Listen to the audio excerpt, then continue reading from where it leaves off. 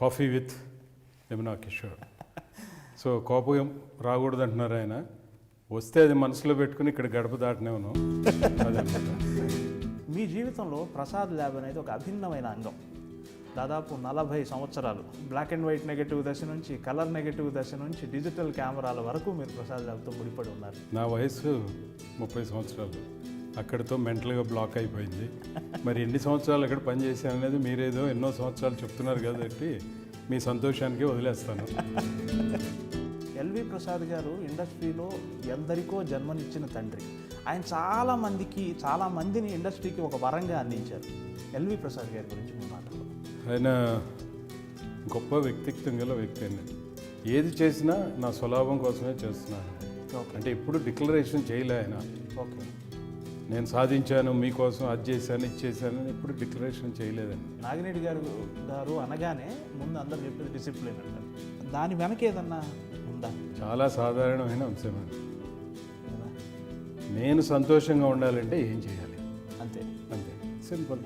మర్యాద రామన్నలో మీ పాత్ర స్వభావం గురించి, వ్యక్తిగతంగా మీ స్వభావం దాని మీద రిఫ్లెక్ట్ అయిన విధం గురించి అది కొంచెం చెప్పండి సార్. అదే మీరు ఇంత మర్యాద ఇస్తే ఇంత ఇస్తా, మీరు ఇంత తేడా చేస్తే నా తేడా ఇంత ఉంటుంది. అట్ ద సేమ్ టైం మీకు ఇష్టం లేని పని మీతో ఎవరు చేయించలేరు అని కూడా అంటారు. అంటే పేర్ల ప్రస్తావన వద్దు ఇక్కడ. కొంతమందికి చెప్పాను నేను, ఇలా కాదు ఇది తప్పు ఇది అని చెప్పాను. మీ అబ్బాయి తప్పులు ఒప్పులను స్వీకరించండి. ఎందుకంటే మీ రక్తం పంచుకుని పుట్టిన బిడ్డలు చేసిన తప్పులు మీవే మీకు చెందుతాయి. ప్రమాణం దగ్గర తీసుకునే యొక్క రిజల్ట్స్ నిన్నగాక మనం చెప్పాయండి ఆయన. నిర్మాత నుంచి రెమ్యూనరేషన్ తప్ప మరో పనికి నిర్మాత నుంచి ఏ విధమైన ప్రయోజనం నేను పొందను అని మీరు ఖరాఖండిగా ఉంటారు.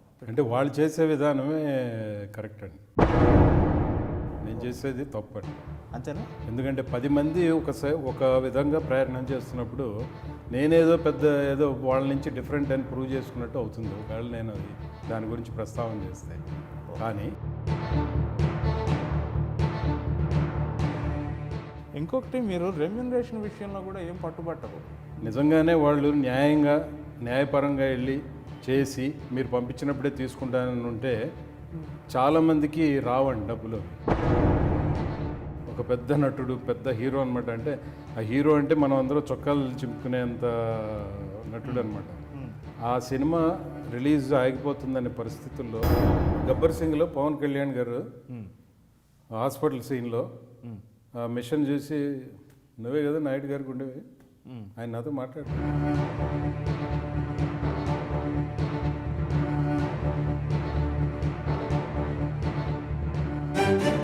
ఉద్యోగ జీవితంలో బహుశా మీరు రామారావు గారితో డీల్ చేసిన సందర్భాలు అట్లా ఉండుంటాయి కదా, నాగేశ్వరరావు గారితో, రామారావు గారితో. వేటగాడు సినిమా ఫిలిం ప్రాసెసింగ్ జరిగేటప్పుడు నెగిటివ్ మెషిన్ బ్రేక్ డౌన్ అయిందండి. సో ఆ రోజుల్లో జనరేటర్స్ ఇవన్నీ ఉండేవి కాదు కాబట్టి నెగిటివ్ స్పాయిల్, మళ్ళీ రీషూట్ చేయాలి. అది ఆ వాన పాట ఆకుచాటు ఇక మాకు అయిపోయాం మేము, ఎలా చెప్పాలి. సరే నేను మా ల్యాబ్ చీఫ్ ఇద్దరం కలిసి ఏవిఎం స్టూడియోకి వెళ్ళాము. వెళ్ళిన తర్వాత రాఘవేంద్ర గారు అందరూ కూర్చుని ఉన్నారు. ఆయనతో చెప్పినట్టున్నారు వెళ్ళి, ఇట్లా ప్రసాద్ ల్యాబ్ నుంచి వచ్చారండి ఫలానా వ్యక్తులు, నెగిటివ్ ఇట్లా అయిందంట. అంటే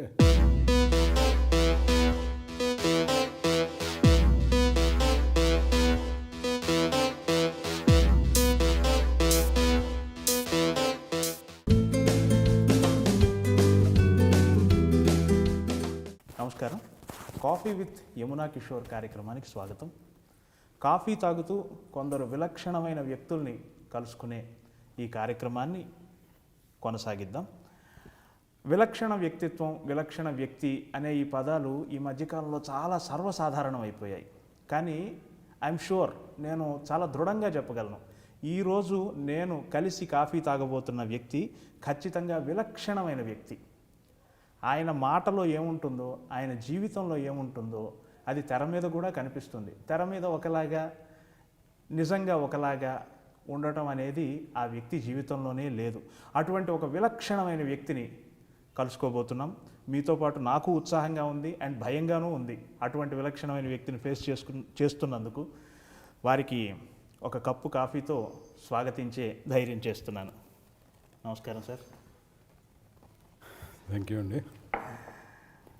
నమస్తే. అందరితో ఇంటర్వ్యూ చాలా జాలీగా వెళ్ళిపోతుంది, కానీ మీ మర్యాద రామన్న ఇమేజ్ చూశాక కొద్దిగా మనసులో కొంచెం భయంగా ఉంది. అయినప్పటికీ నేను అపరిపక్వంగా ఏమైనా అడిగితే దాన్ని కోపగించుకోకుండా మన కార్యక్రమాన్ని కొనసాగించాలని మిమ్మల్ని వేడుకుంటున్నాను. తప్పకుండా అండి. ఈ కార్యక్రమాన్ని వీక్షించే ప్రేక్షకులకి నా హృదయపూర్వక అభివందనాలు. Coffee with Yamuna Kishore. So కోపం రాకూడదు అంటున్నారు ఆయన. వస్తే అది మనసులో పెట్టుకుని ఇక్కడ గడప దాటనేవను అదనమాట. చాలా సంతోషం. ఒక యాడ్ ఫిల్మ్ మేకర్గా మీతో నాకు పనిచేసే అవకాశం వచ్చింది. సినిమా దర్శకులలాగా నెలల తరబడి మీతో పనిచేసే అవకాశం నాకు రాకపోయినా వచ్చిన సందర్భాలు 1-2 సార్లు అయినా మీ వ్యక్తిత్వాన్ని దగ్గరగా చూసే అవకాశం నాకు వచ్చింది. సో నా పాయింట్ ఆఫ్ వ్యూలో నేను మీతో పంచుకోదగిన విశేషాలతో ప్రారంభిస్తాను. ముందుగా అడగాల్సింది మర్యాద రామన్న గురించి, కానీ దాన్ని కొంచెం ముందుకు నెట్టి నేను ముందుగా అడగదలుచుకున్నది ఏంటంటే, మీ జీవితంలో ప్రసాద్ ల్యాబ్ అనేది ఒక అభిన్నమైన అంగం. దాదాపు 40 సంవత్సరాలు, if I'm wrong please correct me, 40 సంవత్సరాలు మీ జీవితం ప్రసాద్ ల్యాబ్తో ముడిపడి ఉంది. నెగటివ్ దశ నుంచి, బ్లాక్ అండ్ వైట్ నెగటివ్ దశ నుంచి, కలర్ నెగటివ్ దశ నుంచి డిజిటల్ కెమెరాల వరకు మీరు ప్రసాద్ ల్యాబ్తో ముడిపడి ఉన్నారు. ఆ సుదీర్ఘమైన ప్రయాణంలో మీరు ఎన్నో సాంకేతికమైన మార్పుల్ని ప్రత్యక్షంగా చూశారు, మీ సంస్థను దానికి సిద్ధం చేశారు. ఆ విషయంలో సౌత్ ఇండియాలో ఈ మార్పుల్ని స్వాగతించిన వ్యక్తుల్లో మీరు చాలా ప్రముఖులు, చాలా అగ్రెసివ్గా పనిచేశారు. ముందుగా ఆ విషయాన్నే మీ నుంచి తెలుసుకోవాలనుకుంటున్నాను. ఓకేనండి. నా వయసు 30 సంవత్సరాలు. అక్కడితో మెంటల్గా బ్లాక్ అయిపోయింది. మరి ఎన్ని సంవత్సరాలు అక్కడ పనిచేశాను అనేది మీరేదో ఎన్నో సంవత్సరాలు చెప్తున్నారు కాబట్టి మీ సంతోషానికి వదిలేస్తాను. సో టెక్నాలజికల్ డెవలప్మెంట్ అంటారు, సాంకేతిక పరిజ్ఞానం, దాన్ని ముందుకు తీసుకెళ్ళడం ఇదే. డిజిటల్ టెక్నాలజీ వచ్చిన తర్వాత మనం వేరే పాత టెక్నాలజీ గురించి ఎంత మాట్లాడినా దానికి అంత విలువ ఉండదేమో అనిపిస్తుంది నాకు. ఎందుకంటే ఇప్పుడు ఉండే జనరేషను అవి చూడటానికి కానీ లేతే ఆ అనుభూతిని పొందటానికి కానీ అవకాశం లేదు. ఇప్పుడు మేము బ్లాక్ అండ్ వైట్ నుంచి కలర్కి వచ్చాము, లేకపోతే 16mm, 35mm, 70mm అంటే అన్నీ మేము ప్రత్యక్షంగా చూడటం వల్ల దాన్ని మేము చెప్పగలుగుతున్నాం ఇది అని. కానీ ఇప్పుడు అది ఇర్రెలవెంట్ మ్యాటర్ అయిపోయింది డిజిటల్ వచ్చిన తర్వాత. అంటే కోట్ల కొద్దీ వెచ్చించి తెచ్చిన ఎక్విప్మెంట్, తెలుగు సినిమా పరిశ్రమ అయి ఉండొచ్చు, ప్రింటింగ్ ఇండస్ట్రీ అయి ఉండొచ్చు, ఏ విభాగానికి వెళ్ళినా కూడా, ఏ ఇండస్ట్రీకి వెళ్ళినా కూడా ఆ కోట్ల ఖర్చు పెట్టే ఎక్విప్మెంట్ అన్నీ స్క్రాప్ కింద పక్కన పెట్టేయాల్సిన పరిస్థితులు ఏర్పడినాయి. సో టెక్నాలజికల్ డెవలప్మెంట్ ఎంత అడ్వాన్స్ అయిందంటే వాళ్ళు అక్కడి నుంచే నేర్చుకుంటున్నారు. అంటే ఒక ఫండమెంటల్స్ నేర్చుకున్నారంటే, ఒక బిల్డింగ్ కట్టారంటే పునాదులు ఉంటాయి, ఆ పునాదులకి ఎలా మొదలైనవి అనేది తెలుసుకునే అవకాశం వాళ్ళకి మనం ఇవ్వట్లా. ఓకే, అవసరం లేకపోయింది. ఇవ్వట్లేదంటే అవసరం రాలేదు. ఓకే. సో ఆల్రెడీ రెడీమేడ్గా ఒక ప్లాట్ఫామ్ రెడీ చేసేసి అక్కడి నుంచి టేక్ ఆఫ్. ఆ టేక్ ఆఫ్ నుంచి మళ్ళీ ఎవ్రీ 6 months 1 year కల్లా మార్పులు జరుగుతూనే ఉన్నాయి. సో అందుకని దశల్లో మీరు దగ్గరగా ఉండి చూశారు కదా. అవును. మేబీ 3-4 ప్రసాద్ ల్యాబ్, త్రివేంద్రం, బాంబే, ఇవన్నీ మీ చేతులు మొత్తం 7 స్థలాల్లో ఉన్నాయి. 7 స్థలాల్లో దాదాపు. మొదట మద్రాసు, తర్వాత హైదరాబాదు. ఓకే. మద్రాసు ఎందుకన్నానంటే అది ప్రారంభించినప్పుడు అది మద్రాసే. ఓకే, అంతే. సో హైదరాబాదు, బెంగళూరు, ఓకే, ఆ తర్వాత నోయిడా, ఢిల్లీ పక్కన అనమాట, okay, Bhubaneswar, Bombay, Trivandrum. Very good, ప్రమాణం. ఎలాగూ ప్రసాద్ ల్యాబ్ ప్రస్తావనలో జరుగుతోంది కాబట్టి ఇంకో ప్రశ్న అడగదలుచుకున్నాను. ఎల్వి ప్రసాద్ గారు ఇండస్ట్రీలో ఎందరికో జన్మనిచ్చిన తండ్రి. ఆయనలో బహుముఖీనమైన వ్యక్తిత్వం ఉంది. నటునిగా, దర్శకునిగా, నిర్మాతగా, సాంకేతిక నిపుణునిగా, బాంబే చెన్నైలో పనిచేసిన అనుభవం ఉన్న వ్యక్తిగా ఆయన చాలా మందిని ఇండస్ట్రీకి ఒక వరంగా అందించారు. ఈరోజు ఒక ప్రముఖ తెలుగు నటుడు, తెలుగు వాళ్ళని చెప్పుకునే ఒక గొప్ప నటుడు నాగినేడు గారు ఉన్నారంటే దానిలో ఎల్వి ప్రసాద్ గారికి కూడా తెలుగు ప్రజలను ధన్యవాదాలు చెప్పుకోవాలి మాలాంటి అభిమానులు. ఎల్వి ప్రసాద్ గారి గురించి మీ మాటల్లో. ఆయన గొప్ప వ్యక్తిత్వం గల వ్యక్తి అండి. ఎందుకంటే తను ఏది చేసినా ఎదటివాడి కోసం చేస్తున్నానని ఎప్పుడు అనలేదండి. ఓకే. నేను ఎవరికో అవకాశాలు ఏర్పరుస్తున్నాను, వాళ్ళు పైకి రావడానికి నేను ప్రయత్నిస్తున్నాను, లేకపోతే నేను రిస్క్ తీసుకుని ఇది పెడుతున్నానని ఎప్పుడు అనలేదండి ఆయన. ఏది చేసినా నా స్వలాభం కోసమే చేస్తున్నాను అనేది. అది చాలా గొప్ప వ్యక్తిత్వం అండి. ఓకే. అంటే ఎప్పుడు డిక్లరేషన్ చేయలే ఆయన. ఓకే. నేను సాధించాను, మీకోసం అది చేశాను, ఇది చేశానని ఎప్పుడు డిక్లరేషన్ చేయలేదండి. ఓకే. సైలెంట్ అనమాట. సైలెంట్ స్పెక్టేటర్ లాగా ఆయన చేసిన పనులకి తర్వాత అప్రిసియేషన్ వచ్చింది. ప్రేక్షకులు చూస్తూ ఉంటే ఆయన సైలెంట్ ప్రేక్షకుడే అయ్యాడు, కానీ ఎప్పుడు దాన్ని బయటికి చెప్పడం కానీ సాధించానని. బట్ ఒక్కటే ఆయన అక్కడి నుంచి మళ్ళీ ప్రారంభం అనేవారు. అంటే నవమాసాలు మోసి ఒక బిడ్డను కని వాళ్ళని చదివించి సమాజానికి సార్థకులుగా పంపించే ఎంత కష్టమో, అంటే ఎంత చేయాల్సి వస్తుంది శ్రమో. మళ్ళీ అది మొదలే కదా ఇంకో సినిమా మొదలెడితే. Very good. అంటే గతం గతః. ఓకే. వాళ్ళ హిట్ అయిన సినిమా గురించి మాట్లాడే ప్రయోజనం లేదు. నెక్స్ట్ ఏంటి ఓకే. అంటే ఆ బాధ్యత అనమాట, ఆ భయం, అంటే తెలియని ఒక ఇది, మళ్ళీ నెక్స్ట్ మనం చేస్తే ఏమవుతుందో అనే తత్వాన్ని నేను గమనించానండి. ఓకే. అంటే ఓడిపోయిన వాడు మళ్ళీ గెలవాలనే ధైర్యంతో ముందుకు వెళ్తాడండి. ఓకే. గెలిచిన వాడు నెక్స్ట్ టైం గెలుస్తానో లేదనే భయం ఉంటుంది. సో అది ఆయన వ్యక్తిత్వం మీ వ్యక్తిత్వం మీద ప్రభావం చూపించిందా అండి? ఆయనతో అంటే చెప్పాలంటే ముఖ్యంగా శ్రీమతి ఎల్వి ప్రసాద్ గారి ప్రభావం నా మీద. నేను ఒకటి విన్నాను, మీరు ఏమనుకోకపోతే. ఆవిడ మిమ్మల్ని పెంచారు. మీరు చిన్న పిల్లాడిగా ఉన్నప్పుడు ఆవిడ దగ్గర అంటే ఆవిడకి మేము ఫస్ట్ మనవాళ్ళు అంటే మా అమ్మకు పుట్టిన పిల్లలు, మా అమ్మకి ఆవిడ మేనత్త. వరుస క్రమానికి ఏమవుతారండి ఎల్వి ప్రసాద్? మా మదర్కి శ్రీమతి ఎల్వి ప్రసాద్ గారు మేనత్త. ఓకే. అంటే మా అమ్మ నాన్నగారి చెల్లెలు. ఓకే. ఇదంతా విజయవాడ ఏలూరు పక్కనండి, సోమవారపాడు. ఓకే. సో ఆవిడికి మేమే ఫస్ట్ గ్రాండ్ చిల్డ్రన్ ఓకే అవటం వల్ల కాళ్ళ మీద పడుకోబెట్టుకుని నలుగు పెట్టి స్నానం చేయించిన కాడి నుంచి నన్ను చూసిన ఆవిడ అనమాట. తర్వాత మద్రాసు నేను చదువుకుంటున్న రోజుల్లో మా సెలవులకి మద్రాసు రమ్మనేవారు. సో అక్కడికి వెళ్ళినప్పుడు ఆవిడ డీల్ చేసే విధానం, ముందు కోప్పడతారు, అంటే మామూలుగా కోప్పడరు. కోప్పడిన తర్వాత వివరణ ఇస్తారు. చాలామంది విమర్శిస్తారు, కానీ బహుశా ఆ లక్షణం మీలో ఉందనుకుంటా. విమర్శిస్తారు కానీ సొల్యూషన్ ఇవ్వరండి. ఏం చేయాలి సార్? ఓకే నేను తప్పు చేశాను, మరి ఏంటి మీరు సలహా ఇవ్వాలి కదా, ఇవ్వరండి. విశ్లేషణ. చాలామంది కోప్పడతారు అంతే. ఓకే. బట్ ఆవిడ అట్లాగా కోప్పడుతున్న ముందు అక్కడ మనం ఎక్కడికి వెళ్ళిపోతామంటే ఇక ఎంతో అవమానంగా ఏదో ఫీల్ అయినట్టు, లేకపోతే ఎక్కడికో వెళ్ళే స్టేజ్లో ఆవిడ చిన్న విశ్లేషణ, చిన్న ఇది చెప్పిన విధానం విన్న తర్వాత అవును కదా అనిపించేవారండి. Very good. Very good. So అది చూసిన ప్రభావం నాలో ఉందండి. ఓకే. అట్లా జీవితంలో చాలామంది వ్యక్తులను గమనిస్తామండి. అందరి దగ్గర నుంచి తీసుకోవాలి తప్పితే మనం స్ఫూర్తిగా ఒకే వ్యక్తి అని చెప్పడానికి లేదండి. ఎందుకంటే ఒకే వ్యక్తి అని చెప్పినప్పుడు అవును స్తబ్దత వస్తుందండి. స్తబ్దత వస్తుంది. అది ఒక కార్బన్ కాపీ లాంటి అయిపోతుందండి. ఇంకా అంతకంటే ఎదుగుదల లేదా?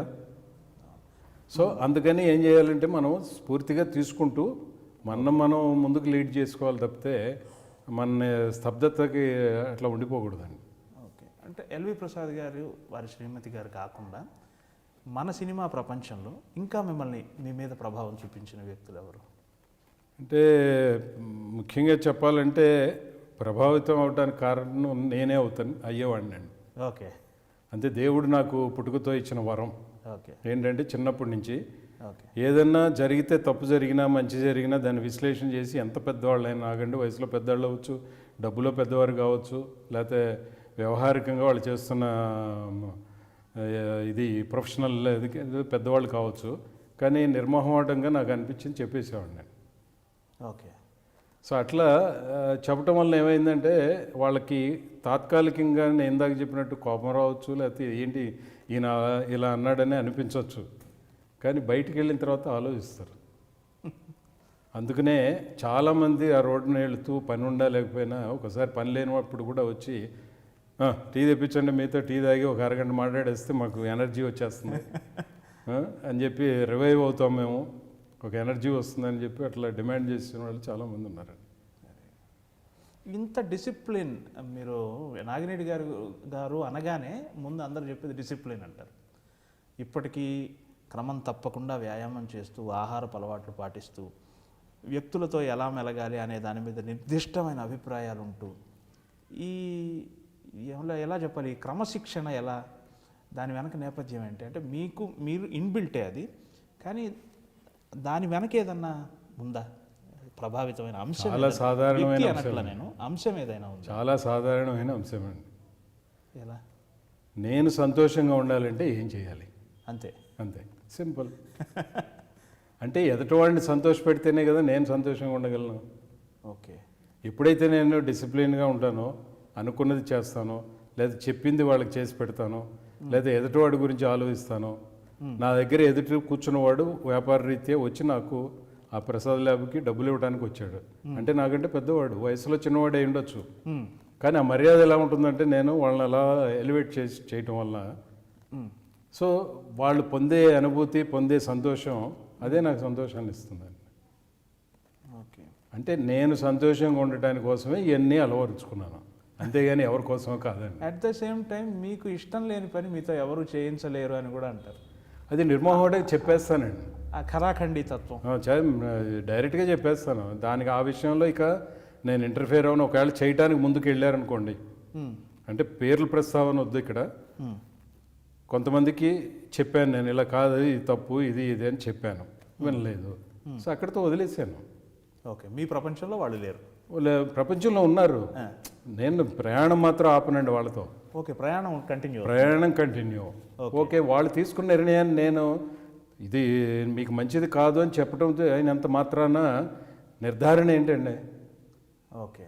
సో వాళ్ళంతటికి వాళ్ళు ఏదన్నా అది జరగక రియలైజ్ అయ్యి అవును ఆ రోజు నాగినేడు చెప్పాడు కదా ఓకే అని అనిపించినప్పుడు నేను వాళ్ళతో ప్రయాణం చేస్తున్నాను కాబట్టి మళ్ళీ వాళ్ళు నాతో ఉంటారండి. ఓకే. నేను చెప్పింది వాళ్ళు చేయలేదు కానీ నేను దూరం చేసుకుంటే ఎట్లాగండి. ఇప్పుడు రీసెంట్గా ఒక స్నేహితుడు వాళ్ళ అబ్బాయి గురించి ఏదో చెప్పాడండి, వాడు ఇట్లా అండి అట్లాగండి అది అండి ఇదండి, నాకేమో అసలు నేను మొన్న వస్తే కూడా మాట్లాడలేదు, వాడు వచ్చాడు వెళ్ళాడు అన్నట్టుగా ఏదో మాట్లాడండి. నేను అన్నాను, ఏమంటే మీరు తల్లిదండ్రులు మనం, ఓకే, బిడ్డలు ఏదో తప్పు చేశారని మనం వాళ్ళని పట్టించుకోకపోతే తప్పు ఎవరిదవుతుందండి, మంది. అంటే వాళ్ళ క్షేమం కోరి వాళ్ళ మంచి కోరి మీరు ఎన్నో అనుకుంటున్నారు, కానీ అది ఎలా మీరు వాళ్ళకి తెలియపరిచేది ఎలా? సో మీరిద్దరూ ఇలా ఉన్నారు గ్యాప్లో, మీరు ఎప్పుడైతే ఇలా అయ్యారో మీ అబ్బాయి కూడా ఇలా అవుతాడు. ఓకే. వాడు ఒక స్టెప్ వెనక్కి వెళ్ళాడు కదండి, మీరు కూడా ఇంకో స్టెప్ వెనక్కి వెళ్ళదు, ఇది గ్యాప్ పెరిగిపోతుందండి. మీరు స్వీకరించండి, మీ అబ్బాయి తప్పులు ఒప్పులను స్వీకరించండి. ఎందుకంటే మీ రక్తం పంచుకుని పుట్టిన బిడ్డలు చేసిన తప్పులు మీవే మీకు చెందుతాయి, ప్రమాణం మీకు చెందుతాయి. ఏది మీరు ఎట్లా అది కాదంటారు? ఓకే. వాళ్ళ విజయాలను మాత్రమే ఓన్ చేసుకోకుండా తప్పులు కూడా ఓన్ చేసుకోవాలి, చేసుకుని దగ్గరికి తీసుకోండి. ఓకే. దగ్గర తీసుకునే యొక్క రిజల్ట్స్ నిన్నగాక మొన్న చెప్పాయండి ఆయన, ఇట్లా సత్ఫలితాలు ఇట్లా వచ్చాయండి మా వాడు, ఇది అండి ఇదండి, ఇప్పుడు చాలా హ్యాపీగా ఉన్నాము అది ఇది అని చెప్పి. ఓకే. సో అట్లా ఏది చేసినా మనం ఎదుటి వాడిని సంతోషపరిస్తే ఆటోమేటిక్గా వాళ్ళ సంతోషం మనకి రిటర్న్ ఇస్తారండి. యూనివర్సల్ లా మనం ప్రపంచానికి ఏమి ఇచ్చామో అదే తిరిగి చాలా సాధారణమైందండి అది. అవును, కరెక్ట్. మీ గురించి అంటే కొంచెం వ్యక్తిగత అంశం అనుకోండి, అయినా ప్రస్తావించదలుచుకున్నాను. మీరు నటించే సినిమాలు, ఆయా తాలూకు నిర్మాతలతో మీ వ్యవహారం, వీటన్నిట్లో అంటే నేను నిర్మాతగా మీతో ఒక సినిమా నిర్మించాను కాబట్టి, నా సినిమాలో మీరు ప్రధాన పాత్ర పోషించారు కాబట్టి నాకున్న అనుభవాన్ని చెప్తున్నాను. నిర్మాత నుంచి రెమ్యూనరేషన్ తప్ప మరో పనికి నిర్మాత నుంచి ఏ విధమైన ప్రయోజనం నేను పొందను అని మీరు ఖరాఖండిగా ఉంటారు. నిర్మాత మీకు కారు పెడితే ఆ కారు డబ్బులు కూడా మీరే కట్టేస్తారు. ఉదాహరణకి మాకెదురైన అనుభవమే మీతో, పట్టాయాలో షూట్ జరుగుతుంటే థాయిలాండ్లో బ్యాంకాక్ మీరు ఏదో పని మీద వెళ్ళి రావాల్సి వస్తే మా కంపెనీ ఇచ్చిన వెహికల్ను కూడా మీరు వాడుకోకుండా మీరు బస్సులో వెళ్ళి బ్యాంకాక్లో పని ముగించుకొని మళ్ళీ పట్టాయ వచ్చారు. మన సినిమా ఇండస్ట్రీలో చూస్తూ ఉంటాం, మీ స్థాయి నటుడు, సహజంగా మీ స్థాయిలో ఉన్న నటులు ఎవరైనా అయితే నిర్మాత నుంచి ఆ మాత్రం ప్రయోజనం పొందడం చాలా సర్వసాధారణం కదా.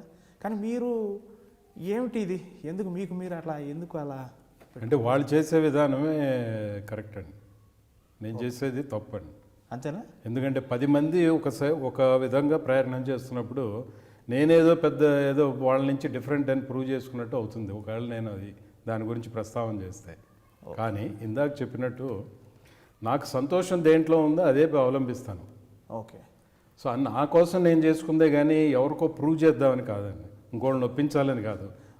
సో ఒక ప్రయాణం జరుగుతుంది, ఆ ప్రయాణంలో అందరూ అటే వెళ్తున్నారు, నేనెవరిని శాసించడానికి వాళ్ళు చేసేది తప్పు అని నిర్ణయించడానికి తప్పు కాదు, వాళ్ళు చేసేది కరెక్ట్. ఎందుకంటే వాళ్ళు చేసుకున్నారు, అలాగే హ్యాపీగా ఉంది, నిర్మాతలు కూడా దాన్ని పాటిస్తున్నారు, చేస్తున్నారు, హెల్ప్ చేస్తున్నారు. ఈ పద్ధతిలో ఆనందాన్ని వెతుక్కున్నారా? నేను నా పద్ధతిలో నేను ఎలా వెళ్తే ఆనందం ఉంటానో నేను అలాగే చేస్తాను.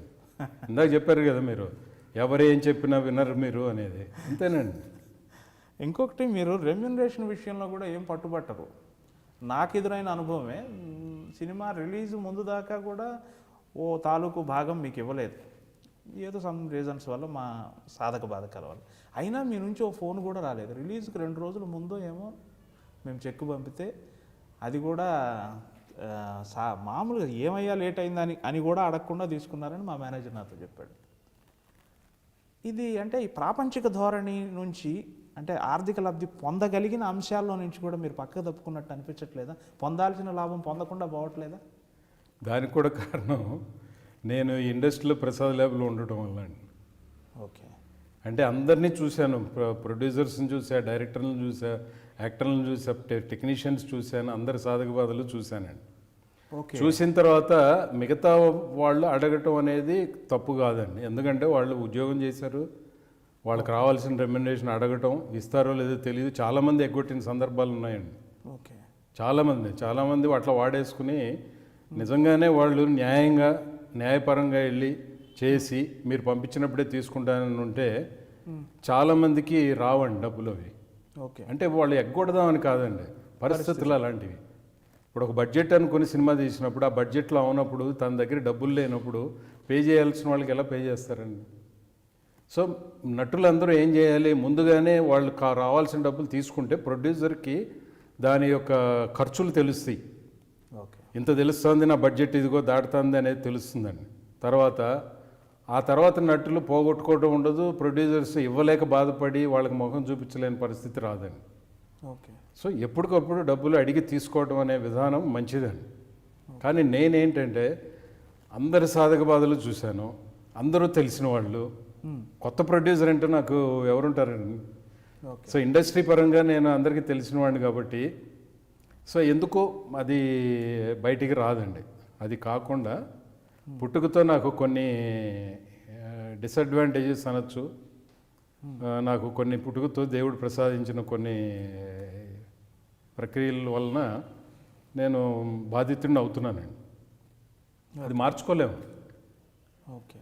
సో దానికి తగ్గట్టుగా కాలానుగుణంగా నేను చేసిన ఉద్యోగంలో కూడా అలాగే జరిగిందనమాట. ఎందుకంటే ఎంతోమంది నిజంగానండి అసలు ఆ రోజు రేపు సినిమా రిలీజ్ అవుతుందని సెటిల్మెంట్ చేసుకుని ప్రింట్లు పంపించేసి ఆఖరికి ఏమీ మిగలక ఏం చేయాలో తెలియని పరిస్థితుల్లో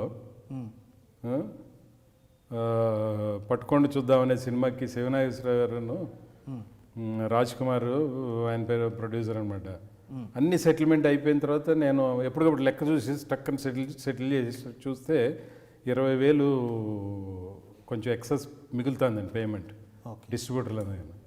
సో నేను గవాల్ నా రూమ్లో నుంచి క్యాషియర్ దగ్గర నుంచి తీసుకుని ఆ క్యాషియర్ని తీసుకెళ్ళి ఇదిగోండి మీ 20,000 మిగిలినాయి అంటే అసలు వాళ్ళ సంతోషం అండి. నిజంగా ఆ సినిమా ఆడి 2 కోట్లు వచ్చినా ఉంటాయో లేదు, కానీ అసలు అన్నీ పోగొట్టుకుని చేతిలో ఏమీ లేకుండా మైనస్ పొజిషన్లో వాళ్ళు వెళ్తున్నారు బయటికి. సో అలా ఇచ్చినప్పుడు వాళ్ళు పొందిన ఆనందం ఇప్పటికీ చెప్తూ ఉంటారు. సో ఇవన్నీ చూసిన తర్వాత మనసు ఇక రాదండి, అడగటానికి రాదు. యాక్చువల్గా నేను ఇదే అడగాలను. అది నా మైనస్ పాయింట్ అండి.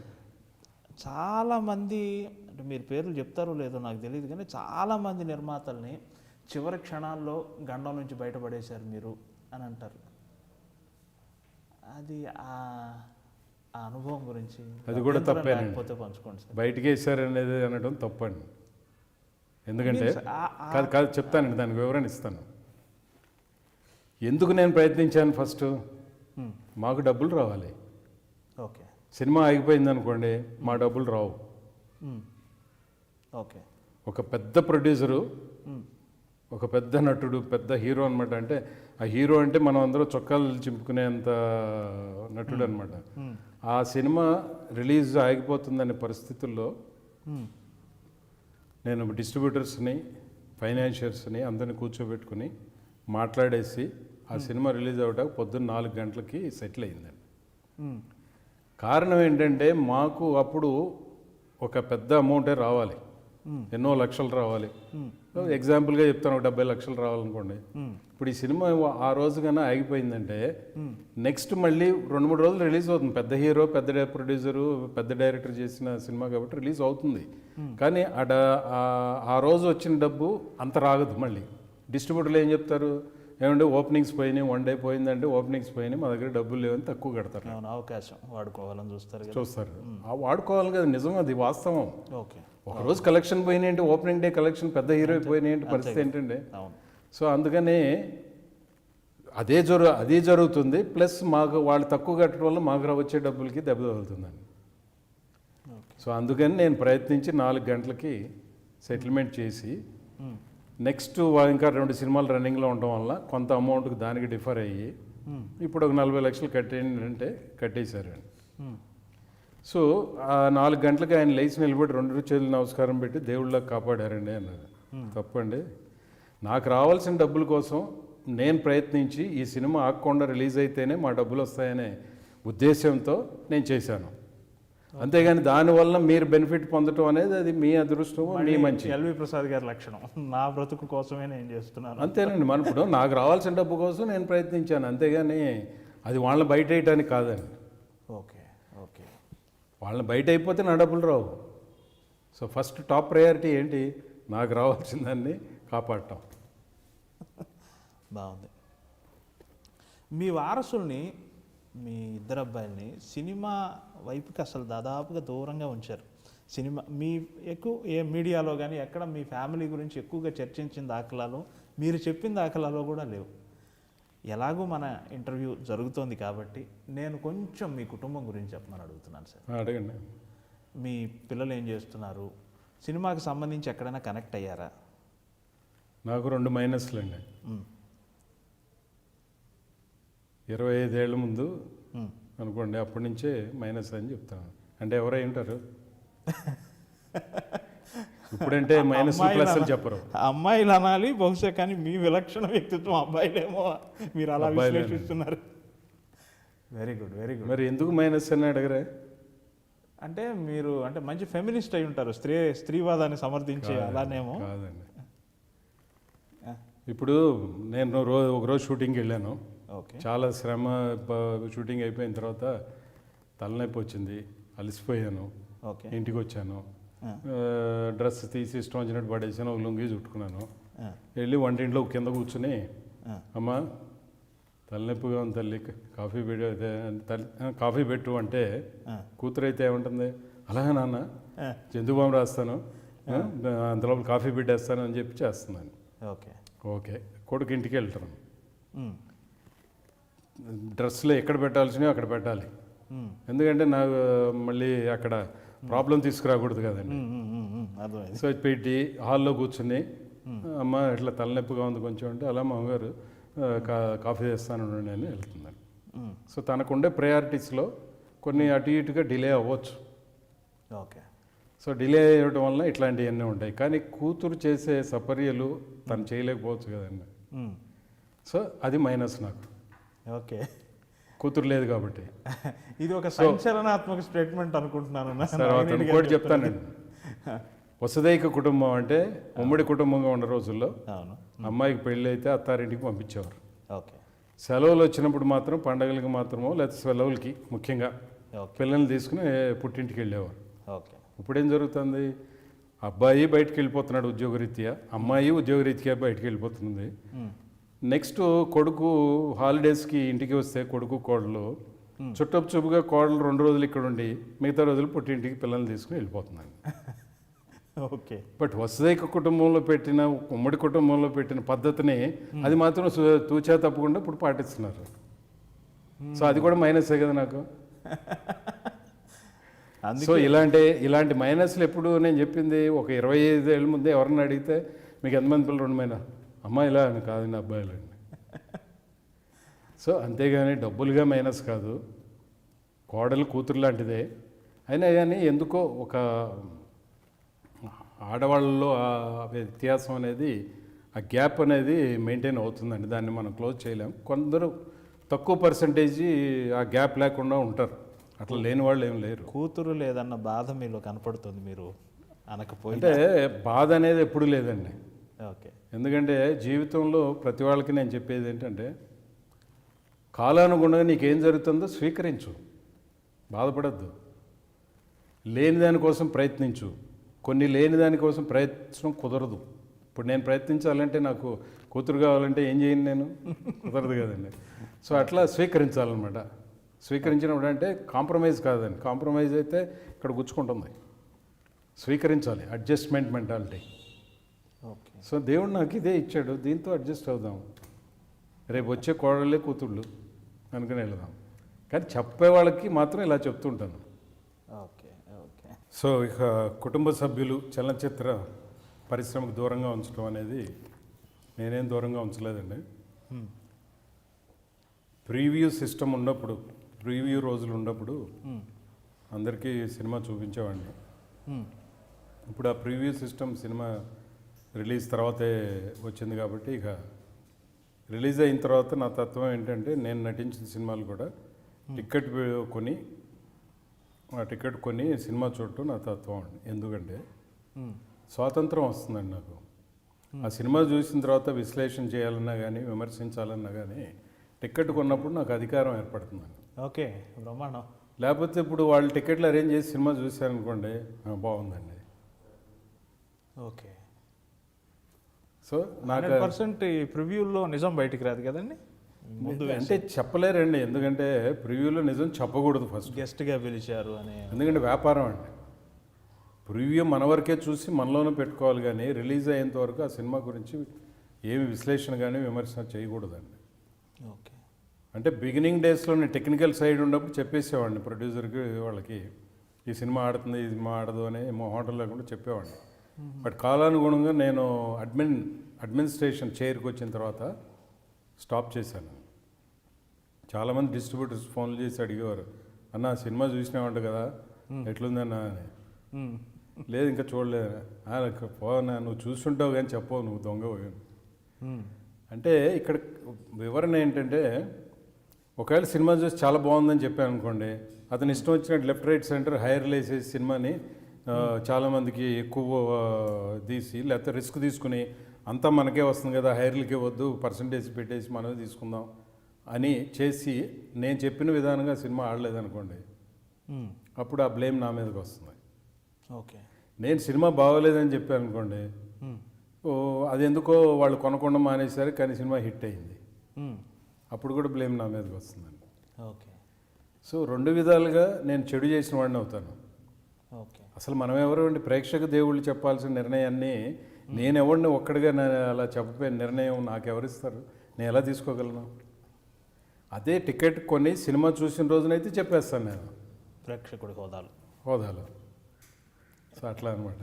ఇలా చాలా పెద్ద పెద్ద సినిమాలు, చరిత్ర సృష్టించిన సినిమాలు, బ్లాక్ బస్టర్స్, డిజాస్టర్స్ అన్నిటినీ మీరు చాలా దగ్గరగా చూశారు. అంటే వాటి పురిటి స్థానంలోనే మీరు ఉన్నారు. అవును. అప్పటి సినిమా బిజినెస్కి ఇప్పుడు సినిమా బిజినెస్కి మీరు చూస్తుంటే మీకేమనిపిస్తుంది సార్? అప్పుడు బిజినెస్ బాగుండేదండి, ఇప్పుడు కూడా బాగుందండి. ఓకే బట్ విధి విధానాల్లో మార్పులు వచ్చినాయి అంతే తప్పితే ఇండస్ట్రీ గ్రోత్ పెరుగుతూనే వెళ్ళింది కానీ ఏ రోజు తగ్గలేదండి. ఓకే ఇప్పుడు ప్రజలు థియేటర్కి వెళ్ళి సినిమాలు చూసే ఇది వచ్చేసిందండి మల్టీప్లెక్స్ రావడం వలన. కానీ లేకపోతే ఇంట్లో కూర్చొని చూసి ఆ అట్మాస్ఫియర్ లేక ఒక థియేటర్లో వెళ్ళి చూస్తే బాగుంటుంది కదా అనే ఇది కానీ, లేకపోతే ఒక రిలీఫ్, ఒక 2.5 గంటల థియేటర్లో కూర్చొని సినిమా చూడటం అనే అనుభూతి ఇంట్లో దొరకదండి, హోమ్ థియేటర్లో కూడా దొరకదు. సో అందుకని ఏదైనా ప్రపంచవ్యాప్తంగా మన తెలుగు సినిమా వెళ్ళటం, తమిళ సినిమా వెళ్ళటం అన్నీ వెళ్ళటం వల్ల ప్రపంచవ్యాప్తంగా బిజినెస్ పెరిగింది. ఎందుకంటే మన పిల్లలే అక్కడికి వెళ్ళి సినిమాలు చూస్తున్నారు. సో ఇండస్ట్రీ గ్రోత్ బాగుందండి. ఓకే. కాకపోతే సినిమాలు ఫ్లాప్ హిట్ అనేది పర్సంటేజ్ మాత్రం ఇప్పటికి అప్పటికి ఒకటేనండి, 10%. ఒక 20% యావరేజ్ అబోవ్ యావరేజ్ ఉండేది, అది పోయిందండి. Either 0 or 100. సినిమా కొట్టిందంటే 100, లేదంటే 0. ఈ 20%కి పోవడానికి కారణం ఫస్ట్ శాటిలైట్ అండి, తర్వాత పైరసీ. సో తొందరగా ఎక్స్ప్లాయిట్ చేయాలి కదండి. తొందరగా ఎక్స్ప్లాయిట్ చేయకపోతే అది పైరసీలో సీడీలు చూసేసి డివిడీలు చూసేసి డబ్బులు రావు కదండి. ఓకే. కానీ చిన్న నిర్మాతల కష్టాలు అప్పుడు ఉంటాయి, ఇప్పుడు ఉంటాయి కదా. ఇక కష్టం అనేది దాన్ని ఎవరు తీర్చలేరండి. ఎందుకంటే ప్రకృతి ఇప్పుడు ఒక వ్యాపారం కోసం మీరు సినిమా తీస్తున్నారు, ఓకేనండి. వ్యాపారం కోసం సినిమా తీస్తున్నప్పుడు దాంట్లో మిమ్మల్ని ఎవరో నష్టపరిచేది ఎందుకు కుదురుతూ అవుతుందండి. అంతే. సినిమా బాగుంటే చూస్తారు. ఇప్పుడు మా బిచ్చగాడి సినిమా ఆడింది, ఆ హీరో ఎవరికైనా తెలుసా? Dubbing cinema. అవును. బీభత్సంగా ఆడిందండి. అవును. మరి ఎవరన్నా ఆపగలిగారా? అవును. అంతే. సో అట్లా సినిమా బాగుంటే ఆడుతుందండి. కాకపోతే ఏంటంటే ఫెయిల్యూర్ అయినప్పుడు మనం ఎన్నో దానికి కారణాలు వెతుకుతాం. అది మానవ సహజం. అది ఇప్పుడు మన జీవితంలో తీసుకుంటే ఇప్పుడు నాకు ఏదైనా జరిగిందంటే వాడు కానీ ఇచ్చుంటే బాగుండేది, లేకపోతే ఇలా చేస్తే బాగుండేది అనేది ఓవర్. దాని గురించి మాట్లాడే ప్రయోజనం లేదు. ఓకే. నటునిగా మీ ప్రవేశం కొంత ఆలస్యంగానే జరిగింది, ఎందుకంటే మీరు ఉద్యోగ జీవితంలో ఉన్నారు. దానికి మీరు చాలాసార్లు చెప్పారు కూడా, మీరు కావాలి అంటే నటునిగా ఎప్పుడూ అయిపోయి ఉండొచ్చు. మీన్స్ ఆ ప్రక్రియకు మీరు దగ్గరగా ఉన్నారు కాబట్టి, ఆ ప్రభావం మీ మీద ఉంది కాబట్టి. చెన్నకేశవరెడ్డితో మీరు ప్రారంభమైంది, మొదలైంది. కానీ విజయ పరంపర, ఒక సంచలనం, ఒక అద్భుతం జరిగింది మటుకు మర్యాద రామన్న. అవునండి. మర్యాద రామన్నకి మిమ్మల్ని ఏరికోరి రాజమౌళి గారు ఒత్తిడి చేసి మరీ తీసుకున్నారు. మీ పాయింట్ ఆఫ్ వ్యూలో రాజమౌళి గారికి అంతగా మీలో నచ్చిన అంశం ఏంటి? అంటే రాజమౌళి గారు నన్ను ఒత్తిడి చేసి అయితే చేయలేదండి, ఆయన ఒత్తిడికి గురయ్యారు. ఓకే. ఆ సినిమా క్యారెక్టర్కి వేరే నటులను పెట్టమని ఒత్తిడి చుట్టూతో ఉండే వెల్విషర్స్ ఆయన ఒక నిర్ణయం తీసుకున్నారు. ఓకే. ఆ నిర్ణయాన్ని ఆయన చెప్పినప్పుడు చుట్టూతో ఉండేవాళ్ళు చాలా ఒత్తిడి కానీ, అంటే ఒత్తిడి అంటే అది ఒక సలహా, ఇతను పెడితే బాగుంటుంది, అతను పెడితే బాగుంటుందని అందరూ సలహాలు ఇచ్చుంటారండి. దానికి ఒత్తిడికి గురి అయ్యారు ఆయన. బట్ ఆయన తత్వం ఏంటంటే దేనికి ఒత్తిడికి లోనయ్యే వ్యక్తి కాదండి. తను ఏమనుకున్నాడో అదే చేస్తాడండి. నేను ఒక తమిళ సినిమా పள்ளிకూడదు సినిమా చేస్తే ఆ క్లిప్పింగ్స్ ఆయనకు చూపించడం జరిగింది. అది చూసి స్పందించి ఆయన వెంటనే జస్ట్ చూడగానే చెప్పి పంపించేశారు. ఆయనతో చెప్పు నేను మంచి క్యారెక్టర్ ఇస్తాను అని. సో మగధీర స్టార్ట్ అవుతుందని చెప్పి మళ్ళీ వెళ్ళాను ఆయన దగ్గరికి, ఇట్లా ల్యాప్టాప్ తీసుకుని ఆ విజువల్స్ చూపిద్దామని. లేదండి ఈ సినిమాలో 3 క్యారెక్టర్లు, దీంట్లో అవకాశం లేదు, నెక్స్ట్ సినిమాలో తప్పకుండా అన్నారు. ఆ సినిమా రిలీజ్ అయ్యి సూపర్ డూపర్ హిట్ అవ్వగానే నాకు బాధ అనిపించింది. అంత పెద్ద సినిమా, ఇంత సూపర్ డూపర్లో మనకు కూడా అవకాశం వస్తే బాగుండేది. కానీ సినిమా చూసిన తర్వాత అసలు ఆయన ఎంత చక్కగా చెప్పాడో అక్షర సత్యం అండి. హీరో, హీరోయిన్, ఓకే, శ్రీహరి గారు. సో ఇక్కడ తర్వాత ఒక విలన్. ఓకే. సో న్యాచురల్గా యంగ్ విలన్నే పెట్టాలి కదండి అక్కడ, అంతే కదా, హీరోయిన్ పాయింట్ ఆఫ్ వ్యూ తీసుకునేవాడు. సో అవకాశం ఎక్కడుందో వేరే ఆర్టిస్టులకి అక్కడ ఇవ్వడానికి, అంటే లాంచింగ్ కానీ లేకపోతే నాకు ఒక అభివృద్ధి చెందాలన్నా కూడా, నాకు మంచి అవకాశాలు రావాలన్నా కూడా దాంట్లో చేస్తే వచ్చేది కాదు కదండి. సో అంటే ఎంత గొప్ప వ్యక్తి చూడండి ఆయన. సినిమా తీయకముందే నిర్ణయం తీసుకుని దీంట్లో కాదండి నెక్స్ట్ సినిమాలో ఇస్తానన్నారు, నిలబెట్టారు. అంతర్లీనంగా మీరు 80s, 90s అంతా మీరు సినిమా ఇండస్ట్రీకి దగ్గరగా ఉన్నారు కదా. అంటే పైకి చెప్పకపోయినా మనసులో ఏదైనా మూల ఉండేదా అండి, నటునిగా కావాలి, నటనాభిలాష ఉండేదా అండి? అంటే చిన్నప్పటి నుంచి ఉందండి. ఉంది. చాలా సందర్భాల్లో ఇంటర్వ్యూల్లో చెప్పాను కూడా నేను. ఓకే. ఏది నటనా రంగ ప్రవేశానికి ముందే అవునండి. declare ఎందుకంటే మా నాన్నగారు గుంతకల్లో థియేటర్ మేనేజ్మెంట్ చేసేవారు, కన్స్ట్రక్షన్ చేసి ఎల్వి ప్రసాద్ గారు బాంబే వెళ్ళే రూట్లో థియేటర్ కావాలని చెప్పి గుంతకల్లో కన్స్ట్రక్ట్ చేశారు. తిరుపతిలో కట్టాలనుకున్నారు కానీ బట్ ఆయన ప్రయాణం చేసి ట్రైన్లో వెళ్తా అంటే తిరుపతి తగలదు కదండి. సో అందుకని గుంతకల్లో ఆ రోజుల్లో డిస్ట్రిబ్యూషన్ హబ్ అది. విజయవాడ తర్వాత గుంతకల్లు, హైదరాబాద్, ఈ మూడే డిస్ట్రిక్ట్లు లేవు అప్పుడు, డిస్ట్రిక్ట్ డిస్ట్రిబ్యూషన్స్ లేదు. అప్పుడు అక్కడ బలరాం గారు, ఆయన పుండరీకాక్షి గారు సలహా ఇచ్చారు, మీరు ఇట్లా ట్రైన్లో వెళ్ళేటప్పుడు అది జంక్షన్ అంటే గబాల్ దిగి ఇంకో ట్రైన్ కూడా ఎక్కచ్చు, మీరు అసలు వెళుతూ చూడొచ్చు అనే ప్రక్రియలో అక్కడ డెసిషన్ తీసుకోవడం వల్ల థియేటర్ కట్టారు. మా ఫాదర్ అది కన్స్ట్రక్షన్ మేనేజ్మెంట్ చేశారు. సో అప్పటి నుంచి నేను థియేటర్కి వెళ్ళటం, ఎప్పుడన్నా బుకింగ్ ఓపెన్ చేయాలన్నా మా ఫాదర్ పంపిస్తే అక్కడి నుంచి మొదలైంది నా జీవితం సినిమా. ఓకే. అంటే 9వ తరగతి నుంచే నేను వ్యవహారికంగా సినిమాకి సంబంధించిన పనులు చేయటం మొదలెట్టాను. ఓకే. అప్పుడు కోరిక కలిగింది నేను నటుడు అవ్వాలని. ఓకే. ఇంటికి వచ్చి డాబా మీద పిల్లలతో కొత్త సాములు అది ఇది చేస్తూ ఏదో హార్స్ రైడింగ్ చేస్తా అంటే మా అమ్మ అనేవారు, ఎందుకురా మమ్మల్ని చంపుతో పోరాదంటారా ఆ సినిమాల్లోకి అని. బాగా నచ్చిన సినిమా ఏంటి అప్పుడు చూసిన వాటిల్లో? అంటే ఎన్నో సినిమాలు అండి. అంటే ఎంత పిచ్చి అంటే మీకు ఒక విషయం చెప్తాను. మా మదర్ ఏం కనిపెట్టారో నాలో కానీ చిన్నప్పుడే 3వ తరగతి నుంచే ట్యూషన్ పంపించడం మొదలెట్టారండి ఆ రోజుల్లో. సో నాకు 9వ తరగతి ట్యూషన్ పెడితే ఒక మాస్టర్ దగ్గర వెళ్ళకోకుండా మా ఫ్రెండ్, నా క్లాస్మేట్ ఒక అతను, వాళ్ళ వ్యాపార రీత్యా ఆదివారం కొట్లో కూర్చునేవాడు. అతని దగ్గర బాగా చిల్లర డబ్బులు ఉండేవి. సో అతని దగ్గరికి వెళ్ళి నేను సినిమా చూడాలి, డబ్బులు ఇవ్వమని తీసుకునేవాడిని. అప్పుడే తప్పో సిగ్గు అని ఏం ఉండేవి కదా ఫ్రెండ్షిప్లో. అతను కూడా ఏదో 5 పైసలు 10 పైసలు ఎంతో ఇచ్చేవాడు. సో అది తీసుకెళ్ళి గేట్ కీపర్ దగ్గర ఒక రీల్స్ అయిపోయిన తర్వాత గేట్ కీపర్ దగ్గర 10 పైసలు ఇస్తే లోనకు పంపించేవాడు. అట్లా సూరజ్, రాజేంద్ర కుమార్ హీరో గాను, వైజయంతిమాల హీరోయిన్ 25 సార్లు చూశాను. సంగం సినిమా, రాజ్ కపూర్, రాజేంద్ర కుమార్, వైజయంతిమాల, ఆ సినిమా ఒక 25 సార్లు చూశాను. ప్రమాణం. అట్లా పిచ్చి అనమాట. ఈ సినిమా అంటే ఎందుకు పిచ్చో నాకే తెలియదు. ట్యూషన్కి వెళ్ళకూడదు అంతే సినిమాకి వెళ్ళి. సో అట్లా కాలానుగుణంగా అది మనసులో ఉండిపోయింది.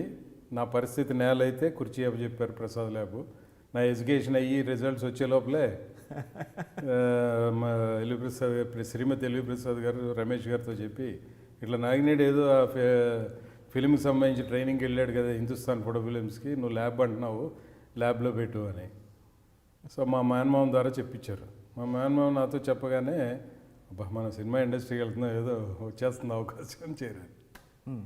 ఇక అక్కడి నుంచి కుర్చీ నుంచి దిగలేక, అడగలేక, ఎవరిని అడగలేక, మొహమాటం, పొజిషను, ఇక అట్లా బాధ్యతలు పెరిగిపోయినాయి. ఎప్పుడైనా అనిపించిందా అండి, మీ ల్యాబ్ ద్వారా మీకు వచ్చిన పేరేమో శిఖరాగ్రంలో ఉండి, ఇదే స్థాయిలో నేను ఆర్థికంగా అలా కాలేకపోయాను అంటే, మీరు ఆర్థికంగా బాగానే ఉన్నారు, నా ఉద్దేశం అది కాదు, అంత పేరు ఎంత హిమాలయాల్లాగా పేరు పెరిగిపోయిందో అంతగా నేను ఫినాన్షియల్గా స్ట్రాంగ్ అవ్వలేకపోయినా అనిపించిందా ఎప్పుడైనా? డెఫినెట్గా ప్రతి వ్యక్తిగా ఉంటుందండి అది, లేకపోతే మనిషి కాదండి. ఓకే. ఎందుకంటే అలా ఎదగాలని పట్టుదల ఇది ఉండాలి కదండి.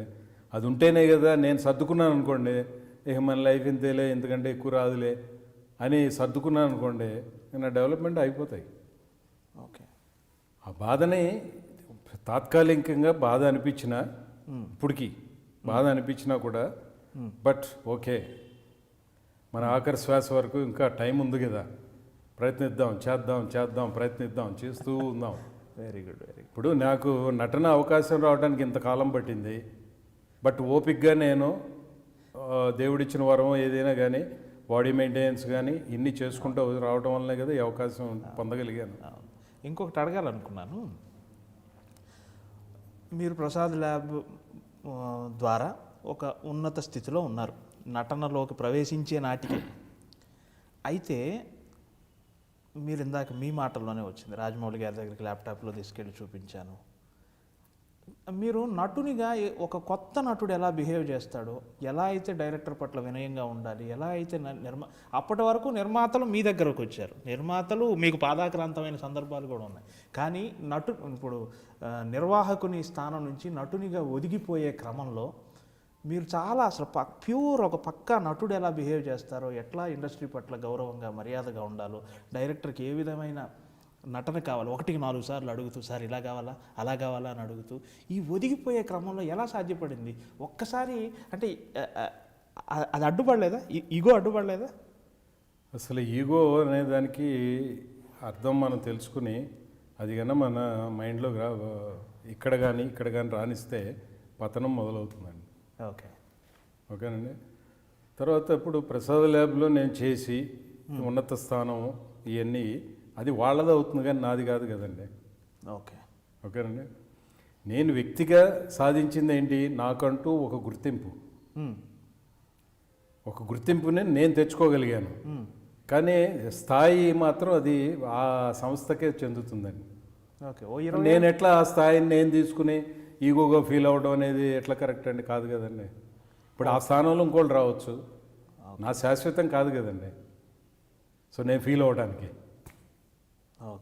ఒక చీఫ్ మినిస్టర్ అయినా, ప్రైమ్ మినిస్టర్ అయినా, ఐజీ అయినా, ఏ పొజిషన్కి వెళ్ళినా కూడా ఇవన్నీ తాత్కాలికం అండి.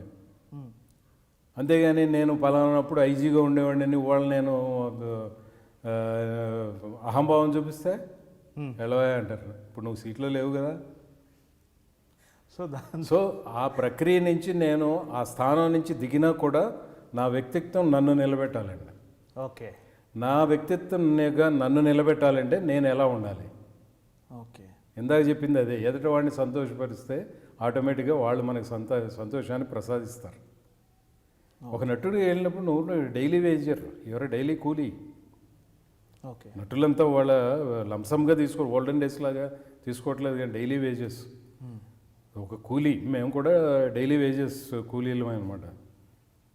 చేస్తున్నప్పుడు నువ్వు ఒళ్ళు దగ్గర పెట్టుకుని, ఇప్పుడు వెల్లి ప్రసాద్ గారు ఏం చెప్పారు, నువ్వు చెప్పడం అంటే ఆయన విధానాల్లోంచి నేను అబ్జర్వ్ చేసింది ఏంటి, ఒళ్ళు దగ్గర పెట్టుకుని నువ్వు పని చేస్తే కలకాలం నువ్వు సాధిస్తావు అని. అంతేగాని ఆయన సక్సెస్ వచ్చింది కదా అని ఆయన అన్నీ మర్చిపోయి, ఉనికిని మర్చిపోయి ఇష్టం వచ్చినట్టు ప్రవర్తించేస్తుంటే అది పర్మనెంట్ కాదు కదండి. సో అందుకే ఆయన గమనించి ఇది తాత్కాలికం, వాళ్ళు నిన్నొచ్చిన సక్సెస్ తాత్కాలికం, అదే దానికి నేను రేపటికి వాడుకోవడానికి కుదరదు, మళ్ళీ ప్రూవ్ చేసుకోవాలి. సో నిరంతరం నట జీవితం ప్రారంభించే రోజు అలాగే అనుకున్నారా అండి? నేను ఏది అనుకోనండి. ఇప్పుడు ఇక్కడ కూర్చొని మాట్లాడుతున్నానంటే నేనేం అనుకుని రాలేదు, దేవుడిచ్చిన వరం అది. అంటే ఉండదు ఉన్నట్టుగా ఆ టైంలో ఏం చెప్తే అది చేయటం. ఇప్పుడు దీనికి మీకు సింపుల్ ఎగ్జాంపుల్ ఒకటి ఇస్తాను. మిర్చి సినిమా చేసేటప్పుడు ఆ అమ్మాయిని తీసుకెళ్ళి కాలేజీలో అడ్మిట్ చేయడానికి తీసుకెళ్తాను. ముందేమో చదువుకోవద్దని చెప్తా, తర్వాత నేనే హీరో నన్ను మార్చిన తర్వాత హీరోని రమ్మని చెప్పి కారు వేసుకెళ్ళి ఆ అమ్మాయి ఇంటికి వెళ్ళి, పని మనిషి ఇంటికి వెళ్ళి ఆ అమ్మాయి అంటలు తోముతా అంటే ఒక లుక్ ఇస్తాను. ఆ తర్వాత రమ్మంటాను, తీసుకెళ్తాను, అడ్మిషన్ ఇవ్వమంటాను, అయిపోయింది. బయటకు వచ్చిన తర్వాత ఒక సీన్ ఉంది, ఒక తీశారు. అది డైరెక్టర్ కొరటాల శివ గారు ఏం చెప్పారంటే, నాయుడు గారు మీరు మనిషి మారారు కానీ అదే ఆప్యాయతలు, తర్వాత కృతజ్ఞతాభావం ఇవేం మీకు తెలియదు. సో సడన్గా ఒక అమ్మాయి కృతజ్ఞతాభావంతో వచ్చి మిమ్మల్ని వాటేసుకుంటే మీరు ఏం చేయాలో చేయండి అన్నాడు. నేను మామూలుగా విన్నానే కానీ దాన్ని పెద్ద పట్టించుకోలేదు, నేను మైండ్కి ఎక్కించుకోలేదు నేను. ఎందుకంటే మైండ్కి ఎక్కించుకుంటే టెన్షన్ స్టార్ట్ అవుతుంది. ఆయన చెప్పాడు కదా మనం ఏం చేయాలని ఆలోచన వస్తుంది. ఆయన ఏదో చెప్పాడు, నేను విన్నాను, అక్కడితో కట్ ఆఫ్. ఈ చెవిలో విన్నాను ఇట్లా అని. అంటే ఆయన చేసిన గొప్పతనం అండి, ఆయన నాకు హెల్ప్ చేసిన విధానం అది ఎంత అద్భుతం అంటే, సడన్గా అమ్మాయి వచ్చి వాటేసుకుంది, నాకేం చేయాలో తెలియలేదు, కన్ఫ్యూజ్ అయిపోయాను. ఏం చేయాలో తెలియక తల నిమురుదామా అని పైదాకా తీసుకెళ్ళి చెయ్యి ఆనిచ్చినట్టు ఆనిచ్చి అమ్మాయిని వదిలించుకుని ముందుకు వెళ్ళిపోయాను. వెళ్ళిపోతే ప్రభాస్ గారు అమ్మాయికి ఏదో చెప్పి సడన్గా జంప్ అయిపోయి మానిటర్ దగ్గరికి వెళ్ళి చూసి, నాయుడు గారు ఏం ఎక్స్ప్రెషన్ ఇచ్చారు అని. సరే ఎంకరేజ్ చేయడానికి అంటారు కదా అనుకున్నాను. సినిమా రిలీజ్ అయిన తర్వాత నాకు ఫోన్లు వచ్చింది, ఏమంటే మీరు అమ్మాయిని కాలేజీ అడ్మిట్ చేయడానికి ముందు ఇంటికి వెళ్తారు, ఒక లుక్ ఇస్తారు, నా వల్లనే కదా ఈ అమ్మాయి పరిస్థితికి వచ్చిందని ఒక చూపు. తర్వాత అమ్మాయి వాటేసుకున్నప్పుడు మీరు కన్ఫ్యూజ్ అయ్యి ఇచ్చిన ఆ ఎక్స్ప్రెషన్ ఎక్సలెంట్ అన్నారు. రెండు ఎక్స్ప్రెషన్లకి. సో అంటే కొరటాల శివ గారు ఆయన నన్ను కన్ఫ్యూజ్ చేయకుండా మీరు ఇలా చేయండి, ఇలా చేస్తే బాగుంటుందని చెప్పుకోకుండా నాకు వదిలేశాడు ఆయన. మీ ఇష్టం, మీరు ఎలా ఉండాలో మీరు ఓన్ చేసుకుంటేనే కదా అది వస్తుందనే తత్వం అనమాట. అది డైరెక్టర్ యొక్క గొప్పతనం అండి. Very good. మీ తాలూకు మానసిక పరిపక్వత కూడా. అంటే మనం ఎదుటి వాళ్ళని మనం పొల్యూట్ చేయకుండా ఉన్నంత కాలం మనం దాన్ని ఆలోచించుకుని చేస్తాం. డెలివర్ చేసి లేదు ఒక నటుడిగా డబ్బులు తీసుకున్నాను అనేది చెప్పాడు నేను చేశాననే తత్వం ఉంటుందండి. బట్ అది నాకు రాదు, అది అసలు అనుకున్నా కూడా రాదు అది. ఓకే. శంకరాభరణం తర్వాత శంకరాభరణం సోమయాజులు అనే ఒక క్యారెక్టర్ వచ్చారు. ఆ సినిమాకి ఆయన విడదీయలేని సంబంధం. ఆయన ఆ సినిమా అంత పాపులర్ అయ్యారు. దాదాపు ఓ 20 ఏళ్ల తర్వాత, 19 ఏళ్ల తర్వాత మళ్ళీ మర్యాద రామన్న ద్వారానే అట్లాంటి ఇది జరిగింది. మర్యాద రామన్న ప్రతి పాత్రలను మీరు పరకాయ ప్రవేశం చేస్తారు. మర్యాద రామన్నలో మీ పాత్ర స్వభావం గురించి, వ్యక్తిగతంగా మీ స్వభావం దాని మీద రిఫ్లెక్ట్ అయిన విధం గురించి అది కొంచెం చెప్పండి సార్. అంటే ఒక అంటే క్యారెక్టర్ నటుడు మీరు మాట్లాడుతున్నారు అంటే ఆ పాత్ర గురించి అడగకుండా, ఆ పాత్ర గురించి మీరు చెప్పకుండా ఈ ఇంటర్వ్యూ అసంపూర్ణం. అదే అండి. ఇప్పుడు ఒక క్యారెక్టర్ ఆర్టిస్ట్ ఓకే అనుకుందామండి. నాకు ఊహ తెలిసిన తర్వాత ఫస్ట్ గుండమ్మ కథ అండి, సూర్యకాంతం. బట్ చుట్టూతో ఎవరున్నారు? ఎన్టీ రామారావు గారు, నాగేశ్వరరావు గారు, ఎస్వి రంగారావు గారు, రాజనాల, రమణారెడ్డి, తర్వాత ఎల్విజి లక్ష్మి, తర్వాత హరినాథ్, జమున, సావిత్రి, మహామహులు, ఇంతమంది ఉండగా ఒక గుండమ్మ కథ అని సూర్యకాంతం మీద టైటిల్ పెట్టి సక్సెస్ అయిందండి. ఓకేనండి. ఆ తర్వాత అంటే హీరో హీరోయిన్ పేర్ల మీద ఎన్నో సక్సెస్లు ఉన్నాయి, కానీ ఒక క్యారెక్టర్ ఆర్టిస్ట్ని బేస్ చేసుకుని చేసిన తర్వాత అది సక్సెస్ అయిందండి. తర్వాత నెక్స్ట్ మీరు చెప్పినట్టు శంకరాభరణం. అవును అవును. ఆ తర్వాత మర్యాద రామన్న అండి. అవును. మర్యాద రామన్న నేనే కాకుండా దాంట్లో హీరో కూడా ఇన్వాల్వ్మెంట్ ఉందండి. మర్యాద రామన్న అనేది నేను ఒక్కడనే కాదండి. అంటే హీరో ఆ ఇంటిలో ఉండే సమస్యని పాట ద్వారా ఒక సలహా ఇచ్చి నేను ఒప్పుకునేటట్టుగా చేస్తాడండి. అంటే నా కుటుంబ మర్యాద కాపాడినట్టే కదండి.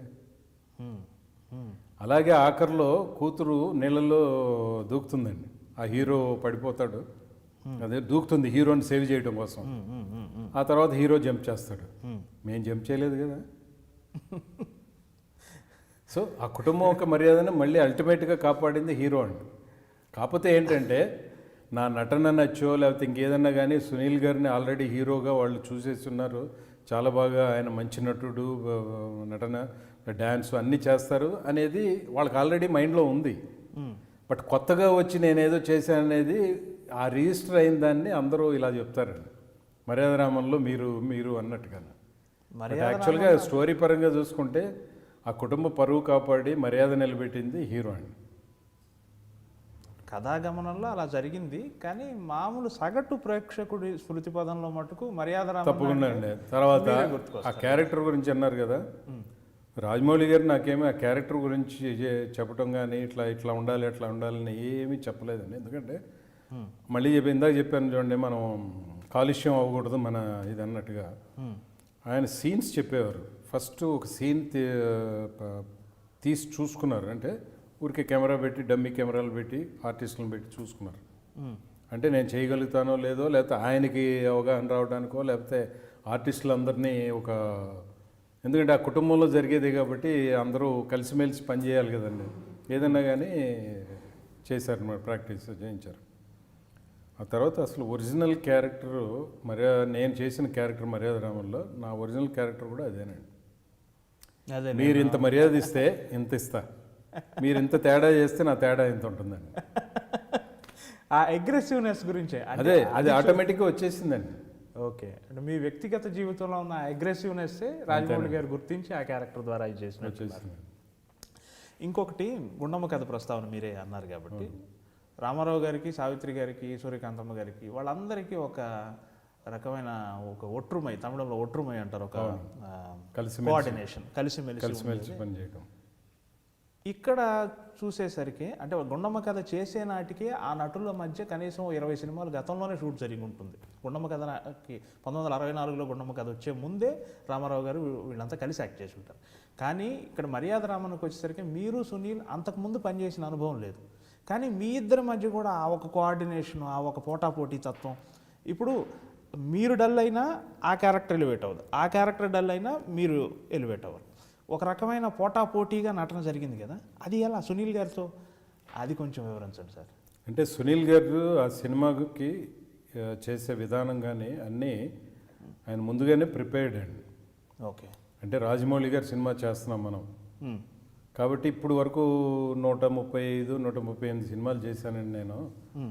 అంత కామెడీ ఎరగదీసి, అంటే ఎంత రెచ్చిపోతే అంత ఇంకా రెచ్చగొట్టేవారు నన్ను. కానీ ప్రప్రతంగా నేను అసలు అంటే నటన అంటే ఏంటి, మామూలుగా చేయాలంటే ఏంటి అనేది ఇక్కడ తెలుస్తుంది నాకు. అదొక గొప్ప అనుభూతి అనేది ఆయన మనసులో రావడమే కాకుండా నాతో అన్నారు. ఓకే. ఎప్పుడైతే ఆయనలో ఆ స్వీకరించారో దాన్ని, ఇక ఆటోమేటిక్గా ఆయన లీనమైపోయారు ఆ పాత్రలో. ఓకే.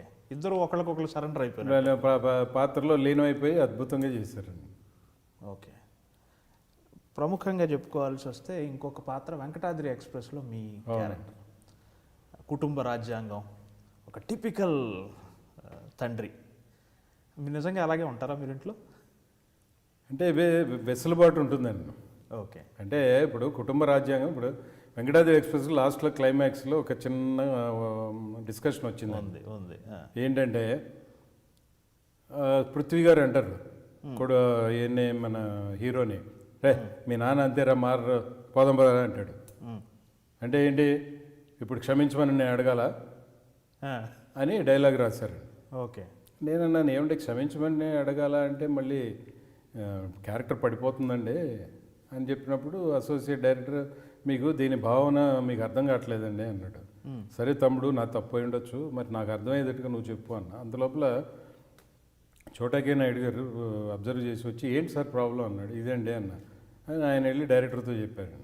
డైరెక్టర్ వెంటనే వచ్చి, సార్ ఏంటి చెప్పండి అన్నాడు. ఇది క్షమించమని అడగాల అని నేను క్వశ్చన్ చేయడం అనేది క్యారెక్టర్ పడిపోతుందండి, వద్దండి అది, మరి ఏం చేద్దామండి అని నేను ఇలా చెప్తానని చెప్పేసేయండి అన్నారు.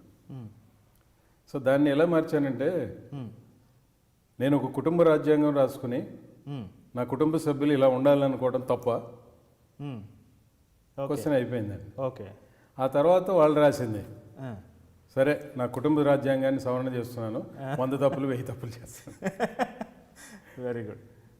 సో అట్లా ప్రతి లైఫ్లో నుండి మనం అనుకుంటాం, కానీ కుటుంబంలో మనమే సవరణలు చేయకపోతే వాళ్ళు ముందుకు ఎలా వెళ్తారండి? అంతే. ఇంత కంట్రిబ్యూషన్ ఇస్తారు సినిమాల్లో, కానీ అడ్వర్టైజ్మెంట్లో మటుకు మా దగ్గరకు వచ్చేసరికి మేమేం చెప్తే అదే చేస్తారు. సార్ మీరు ఏమైనా చెప్పండి అన్నా కానీ మాకైతే చెప్పరు. అడ్వర్టైజ్మెంట్ మై కంప్లైంట్ కాదండి. అడ్వర్టైజ్మెంట్ అనేది ఇట్స్ నాట్ సాధారణమైన విషయం కాదండి. ఒక సినిమా తీయాలంటే ఎంతోమంది కూర్చుని విశ్లేషణ చేసో, లేకపోతే కొట్టుకునే తిట్టుకునే లెవెల్లో అరుచుకునో, లేకపోతే ఏదో చేసి వాళ్ళకి ఎంతో టైం ఉంది, ఎంతో లెంగ్త్ ఉంది, వాళ్ళు అనుకున్నది చెప్పడానికి ఎంతో లెంగ్త్ ఉందండి.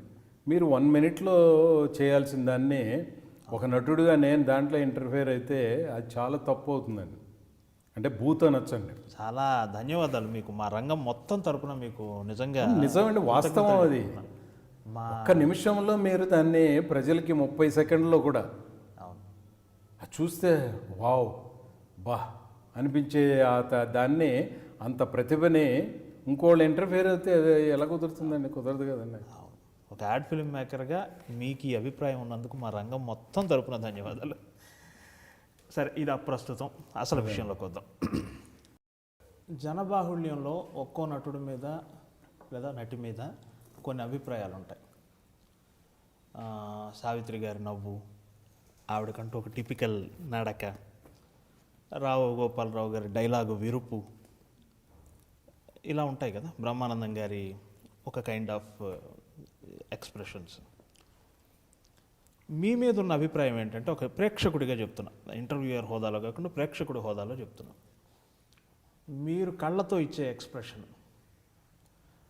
మీ తాలూకు చూపు, మీ తాలూకు గొంతులో వినిపించే ఒక కాఠిన్యం అనండి లేదా ఒక ఎక్స్ప్రెషన్ అనండి, అది చాలా గొప్పగా ఉంటుంది, జనాన్ని భయపెట్టేస్తుంది. ఆ నటన అది చాలా రంజింపజేస్తుంది, అది కాసుల వర్షం కురిపిస్తుంది నిర్మాతలకి. ఆ స్టైల్ ఆఫ్ యాక్టింగ్ మీకు ఎలా, మీ మీ భావంలో ఏంటి అంటే ప్రేక్షకుడిగా నేను అడగాల్సింది అడిగాను, మీరు దాన్ని ఎలా విశ్లేషిస్తారు? ఆ కళ్ళలోనే అన్ని భావాలు వ్యక్తం చేసే ఆ కళ ఎలా అబ్బింది? అంటే ఒక విధంగా చెప్పాలంటే నాకు నటన రాదండి. ఎందుకంటే నటన అనేది అద్భుతంగా చేసేవాళ్ళు ఉన్నారు.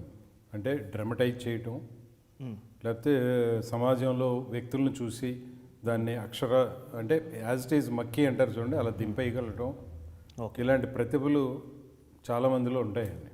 బట్ నాకు అలాంటిది లేదండి. అంటే నటించలేను నేను. ఏదైనా ఒక క్యారెక్టర్, ఒక పాత్ర చేయాలని చెప్పినప్పుడు అది ఏంటి పాత్ర అనేది ముందు నేను అవగాహన చేసుకున్నప్పుడు ఓకే ఆ పాత్రలో నేను ఉంటే ఏం చేస్తాను అనే దానికి వెళ్ళిపోతానండి. అది దేవుడు పుట్టుకతో ఇచ్చిన వరం అది, అంతేగాని నేర్చుకుంటే వచ్చేది కాదు. ఇప్పుడు నేను ప్రసాద్ ల్యాబ్లో సీట్లో కూర్చున్నప్పుడు ఒక సమస్య వచ్చింది. ఈ సమస్యని రమేష్ గారి దగ్గరికి వెళితే ఆయన ఎలా చేయగలుగుతారు, ఏం చేస్తారు అనే దాంట్లోకి నేను వెళ్ళిపోవాలండి. ఓకే, కార్పొరేట్ దాంట్లో కూడా చెప్తారు కదా, stepping in to other shoes అని.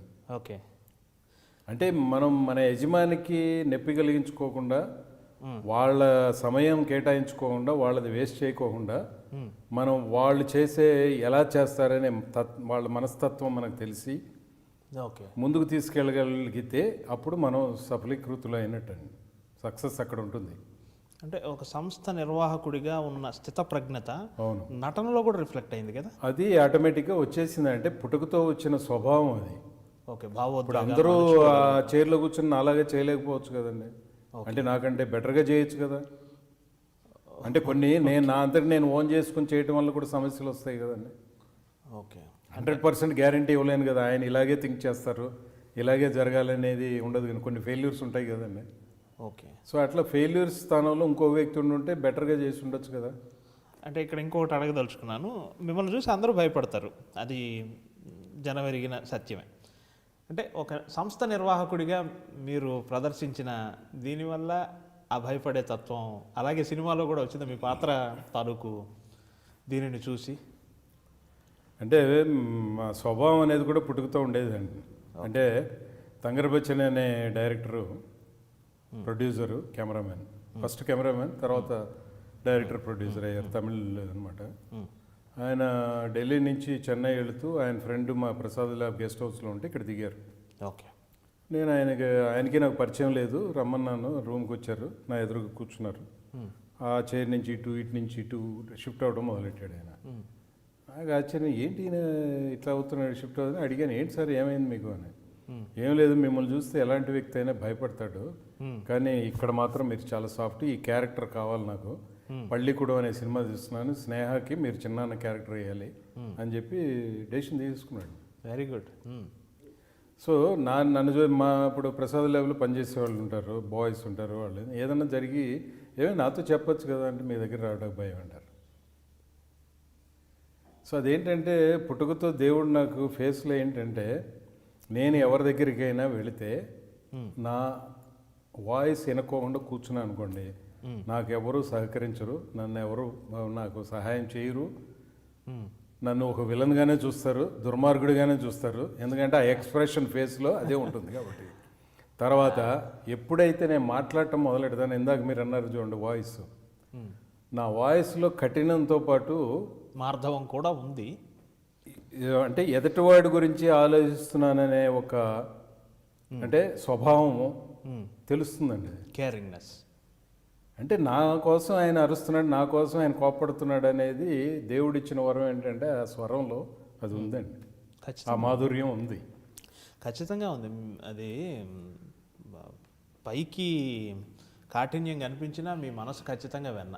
అది అంటే ఎదుటి వాళ్ళ గురించి ఆలోచిస్తానండి, అందుకని కోపడతాను. అందుకని అది ఏమంటాడు ఈయన భయంతో రావటం కానీ రాకపోవడం జరిగింది. ఎన్నిసార్లు జరిగినా అరే నేను ఇవి కోపడినా ఎందుకే మంచి కోసమే కోపడతానన్నా కూడా మళ్ళీ రారండి. అది మైనస్ నాకు. అది ప్లస్సే. ప్లస్ బట్ మిగతా అదే ఎదటివాడికి ప్లస్ కానీ నాకు మైనస్ అండి. మీరు అలా మీ పాయింట్ ఆఫ్ వ్యూలో అలా తీసుకుంటున్నారు. సరే, తంగరపచ్చన్ గారి ప్రస్తావన వచ్చింది కాబట్టి మీ తొలి చిత్రం తమిళంలో పள்ளிக்கூడం.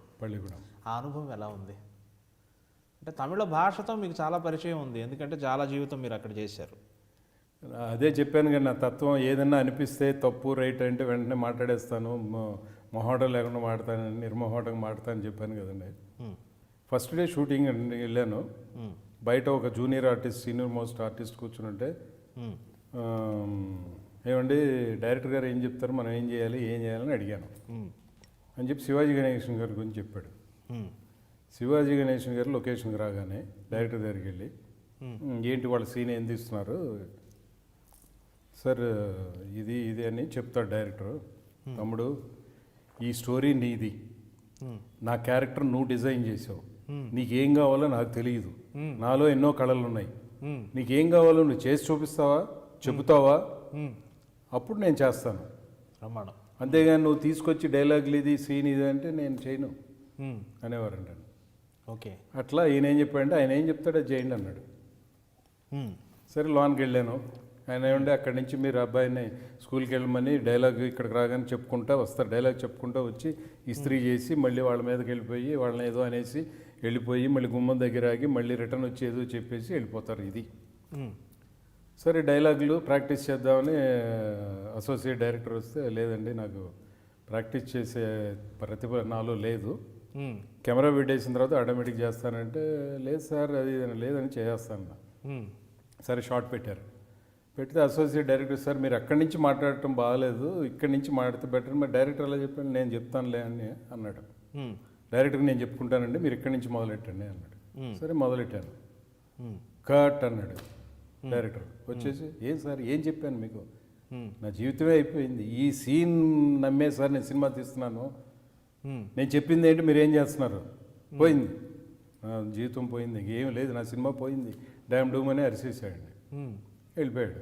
అసోసియేట్ డైరెక్టర్ వచ్చి, సారీ సార్, ఎందుకే సారీ చెప్తున్నావు, నేను చేయట్లేదు ఈ సినిమా, ఆయనకి వెళ్ళి డైరెక్టర్ చెప్పేసేయి నేను చేయట్లేదు, వేరే వాళ్ళతో చేయించుకోమని, ఫస్ట్ డే కదా ప్రాబ్లం లేదు చేయించుకోమన్నా. ఏంటి సార్ మీరు తేడాగా ఉండరు, ప్రాక్టీస్ చేయమంటే చేయనంటారు, డైరెక్టర్ కోప్పడైనా వెళ్ళిపోతానంటారు. బాబు ఆయన నా ఫ్రెండ్, ఇప్పుడు ఆయన కోప్పడినప్పుడు నాకు మూడు పోయింది అనుకో, నేను సరిగ్గా చేయలేదనుకో, మళ్ళీ టేకు, ఇదేమో బడ్జెట్ సినిమా, సో ఆయన నష్టపరిచిన వాడిని అవుతాను, పెద్ద వాళ్ళ ఇంకోటి మార్చడం వల్ల ఆయనకేమి ఈ సినిమా షూటింగ్ ఆగిపోయిన ప్రాబ్లం లేదు, ఈ సీన్ మళ్ళీ వేరే చేసుకోవచ్చు, వేరే వాళ్ళతో చేసుకోవచ్చు, ఇంకోటి చేసుకుంటాడు ఆయన. సరే అని చెప్పి వెళ్ళి చెప్పాడు ఆయనకి. ఆయన నవ్వుకుంటూ వచ్చాడు. సరే అవన్నీ వద్దు కానీ అసలు అక్కడి నుంచి రావడం ఇవన్నీ వద్దు, మీరు ఇక్కడ నిలబడి ఇస్త్రీ చేస్తూ చెప్పేయండి అన్నాడు. ఓకే. సో చెప్పేశాను, చప్పట్లు కొట్టేశారు. దగ్గరికి వెళ్ళి, సార్ ఆ ఫోటో చూసి మీ వలన ఇదంతా అన్నప్పుడు సరిగ్గా వచ్చినట్లేదు, కట్ షాట్ తీయండి అన్న. కింద నుంచి పోయేదాకా చూసి, ఏమనుకుంటున్నారు నేనా డైరెక్టర్ మీరా అంటే, మాకు ఎలా తీయాలో తెలీదా, వాడు సార్ 1.5 పేజీ అంటే 1.5 పేజీ డైలాగ్ సింగిల్ టేక్లో చెప్పేశారు మీరు, రజనీకాంత్ గారు కూడా చేయలేరు, పండి మీరు డబ్బింగ్లో చూసుకుంటా అన్నాడు. అంటే ఊరికే రజనీకాంత్ గారు ఎందుకు చేయలేరని చేస్తాడు, ఎందుకు నన్ను ఎంకరేజ్ చేయడం కోసం ఆ మాట అని ఉండొచ్చు. సో అట్లా ఆయనతో అంటే స్పాట్లో నాకు అనిపించిందంటే, తప్పు అనిపించిందంటే ఎవరు ఏంటి ఆలోచించకుండా అనేది బయటకు వచ్చేస్తున్నాను, కక్కేస్తాను.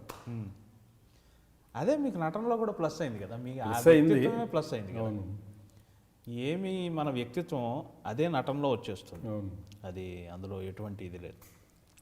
పள்ளிக்கூడం తర్వాత మీరు తమిళ సినిమాలు చాలా చేశారు. 6, అమ్మావిన్ కైపేసి, తని ఒరువన్, కాకి చట్టై ఇది చాలా చేశారు. ఎలా ఉంది తమిళ కెరియర్, ఎలా ఉంది తెలుగు కెరియర్ పక్కన పెట్టి కాసేపు తమిళ కెరియర్ గురించి మాట్లాడుకుందాం. అంటే క్యారియర్గా చూడాలంటే తమిళ్, తెలుగు, తర్వాత మలయాళం చేశాను, మర్యాద రామన్న మలయాళంలో చేశాను, రీసెంట్గా ఒక కన్నడ సినిమా చేశాను. అసలు ఏది నేను ఎక్కించుకోనండి. ఒక మలయాళం ఎలా చేస్తే డబ్ తమిళ్ మీరే డబ్ చెప్తారా? లేదండి. ఓకే. వాళ్ళే డబ్బింగ్ వేరే వాళ్ళతో చెప్పించారు. నేను ప్రయత్నించాను, తమిళ్లో చెప్పాను కానీ వాడుకోలేదు, మలయాళం కూడా చెప్పాను కానీ వాడుకోలేదు. బట్ తమిళ సినిమా అనుభవాలు అనుభవాలు ఏంటంటే నేను ఏది మైండ్కి ఎక్కించుకోనండి. ఏది పిలిస్తే అది వెళ్ళటం, పని చేయటం, రావటం తప్పితే ఆ సినిమా ఆడుతుందా లేకపోతే ఆడదా లేకపోతే భయమో లేకపోతే ఏమవుతుందో ఇలాంటి ఏం పెట్టుకోనండి. నాకు డబ్బులు ఇచ్చారు, నేను డ్యూటీ చేశాను, ఇక అదంతా వాళ్ళ ఇష్టం. ఆ సినిమా సక్సెస్ చేయటం, ఎక్కడికి తీసుకెళ్ళాలి, ఏం చేయాలనేది వాళ్ళ బాధ్యత. అది నేను చేయాల్సిన డ్యూటీని పర్ఫెక్ట్గా చేయాలి, అది చేయటం అంతే తప్పితే ఏది అసలు మైండ్లో ఉండదండి. తమిళ ఇండస్ట్రీ స్వాగతించింది మిమ్మల్ని, అందులో డౌట్ లేదు. అలాగే తెలుగు ఇండస్ట్రీలో కూడా పరభాషా నటులు హిందీ నుంచి తమిళ నుంచి చాలామంది వచ్చి చేస్తున్నారు. అవును. కానీ ఇక్కడ నుంచి వెళ్ళి పక్క భాషల్లో జెండా ఎగరవేస్తున్న వాళ్ళు కొద్దిమంది.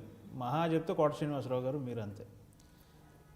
ఈ పరభాషా నటులు మన భాషలో, మన తెలుగు భాషలో చేస్తూ మన వాళ్ళ అవకాశాలని కొంతవరకు కట్టడి చేస్తున్నారు అని ఒక అభిప్రాయం సర్వత్రా ఉంది. అంటే తెలుగు నటుడిగా, తెలుగు నటులలో ప్రసిద్ధ నటుడిగా మీకు అనిపించిందా ఇది? అంటే తప్పకుండా ఎవరికైనా అనిపిస్తుందండి. తమిళ్లో నేను చేసినప్పుడు తమిళియన్స్కి అనిపిస్తుంది, ఇప్పుడు నేను వెళ్ళి ఇంకో లాంగ్వేజ్ చేసినప్పుడు వాళ్ళకి అనిపిస్తుంది, ఇక్కడ నాకు అనిపిస్తుంది. కానీ తేడా ఏంటంటే మన తెలుగు ప్రజలు అంటే వాళ్ళ గొప్పతనానికి అనుకోవాలో, ఆ గొప్పతనం మాకు బాధగా మాకు లాస్ అనుకోవాలో అనేది వదిలేస్తే, పరభాషా నటుడు ఇక్కడ వచ్చి తెలుగులో డబ్బింగ్ చెప్తే మనం ప్రజలు స్వీకరిస్తున్నారు. అంటే ఈస్ట్ గోదావరి స్లాంగ్లో మిగతా ఆర్టిస్టులు మాట్లాడుతూ ఉంటారు, కానీ ఆ హిందీ నుంచి వచ్చిన ఆర్టిస్టు లేదా తమిళ నుంచి వచ్చిన ఆర్టిస్టు ఆ స్లాంగ్ రాదు, కానీ తెలుగులోనే డైలాగ్ చెప్తాడు. కానీ ప్రజలు ఎవరు దాన్ని తప్పుపట్టలేదే. తర్వాత ఏ నటుడైనా తమిళ నుంచి, మలయాళం నుంచి, హిందీ వచ్చిన వాళ్ళు తెలుగులో డబ్బింగ్ చెప్తే స్వీకరిస్తున్నారండి మన ప్రజలు. ఎవరు తప్పు పట్టట్లా. సో ప్రజలు తప్పు పట్టుకోకుండా ప్రజలు పరభాషా నటులు వస్తే మేము సినిమా చూడడం అనే తత్వం అనేట్లాంటి ఏమీ లేని ఫీలింగ్లు పోయి నేను ఫీల్ అయ్యే ప్రయోజనం ఏంటండి? అదే తమిళ్లో, మలయాళంలో నా సొంత ఖర్చులతో వెళ్ళి నేను డబ్బింగ్ చెప్తానండి, తమిళ్ చదవటం వచ్చు, నాకు తమిళ్ బాగా మాట్లాడతాను, మలయాళం కూడా నేను ప్రాక్టీస్ చేసి డబ్బింగ్ చెప్తాను, ఎందుకంటే కీరవాణి గారు నా వాయిస్ బాగుంటుందనే ఆయన పెట్టించి తెలుగులో చేయటం వల్లనే నా వాయిస్ ప్లస్ అయింది అని చెప్పి నేను చెప్తే, సరే అని రమ్మన్నారు, నా ఖర్చులతో వెళ్ళి డబ్బింగ్ చేసి చెప్పి వచ్చాను, కానీ దాన్ని వాడుకోలేదండి. అక్కడ వాళ్ళు ప్రాంతీయత, వాళ్ళ భాష మీద వాళ్ళ స్లాంగ్ని అలా చేయకపోతే ఒప్పుకోరండి. ఓకే. మీరు తెలుగు సినిమాల్లో ఒక ప్రాంతీయంలో జరుగుతుందండి స్టోరీ, అక్కడ ఏదో ఒక ముఖ్యమైన నటుడు మాత్రం ఆ స్లాంగ్ వాడతారు, మిగతా వాళ్ళంతా మామూలు డైలాగులు మామూలు స్లాంగ్లో మాట్లాడతారు, ఎవరు తప్పు పట్టట్లా. కానీ తమిళ్లో కానీ మిగతా లాంగ్వేజ్లో ఇప్పుడు మధురై ఉంది, ఆ మధురై స్లాంగ్ అంటే మొత్తం ఆర్టిస్టులు మధురై స్లాంగ్లోనే మాట్లాడతారండి. అంటే వాళ్ళకి అభిమానం, వాళ్ళ భాష మీద అంత అభిమానం ఉంది. ఓకే. మన వాళ్ళు ఏంటంటే, మన తెలుగు ప్రజలు ఏంటంటే అభిమానం ఉందో లేదో అనేది ముఖ్యం కాదండి, వాళ్ళు స్వీకరిస్తున్నారు. ఏదైనా సినిమాని సినిమాగా చూస్తున్నారు, ఎంటర్టైన్మెంట్ని ఎంటర్టైన్మెంట్గా చూస్తున్నారు, తీసుకుని సినిమా బాగుంది అనుకుని చూస్తున్నారండి. సో దానికి నేను ఫీల్ అయినంత మాత్రాన మార్పు చేయలేను కదండి. అది నా స్వార్థం కొద్దీ నేను ఫీల్ అవుతాను, అయ్యో నాకు ఇచ్చి ఉండొచ్చు కదా ఈ అవకాశం, వాళ్ళని ఎవరినో తీసుకొచ్చి చేయడం ఏంటి, ఆ ఖర్చులు పెట్టి. ఇంకా మిగతా వాళ్ళు అంటారండి ఆ ఖర్చులు ఈ ఖర్చులన్నీ రెఫరెన్స్లు మాట్లాడతారు. బట్ ప్రజలు ఏదైతే స్వీకరిస్తున్నారో దాన్ని ఖండించే హక్కు ఎవరికీ లేదండి.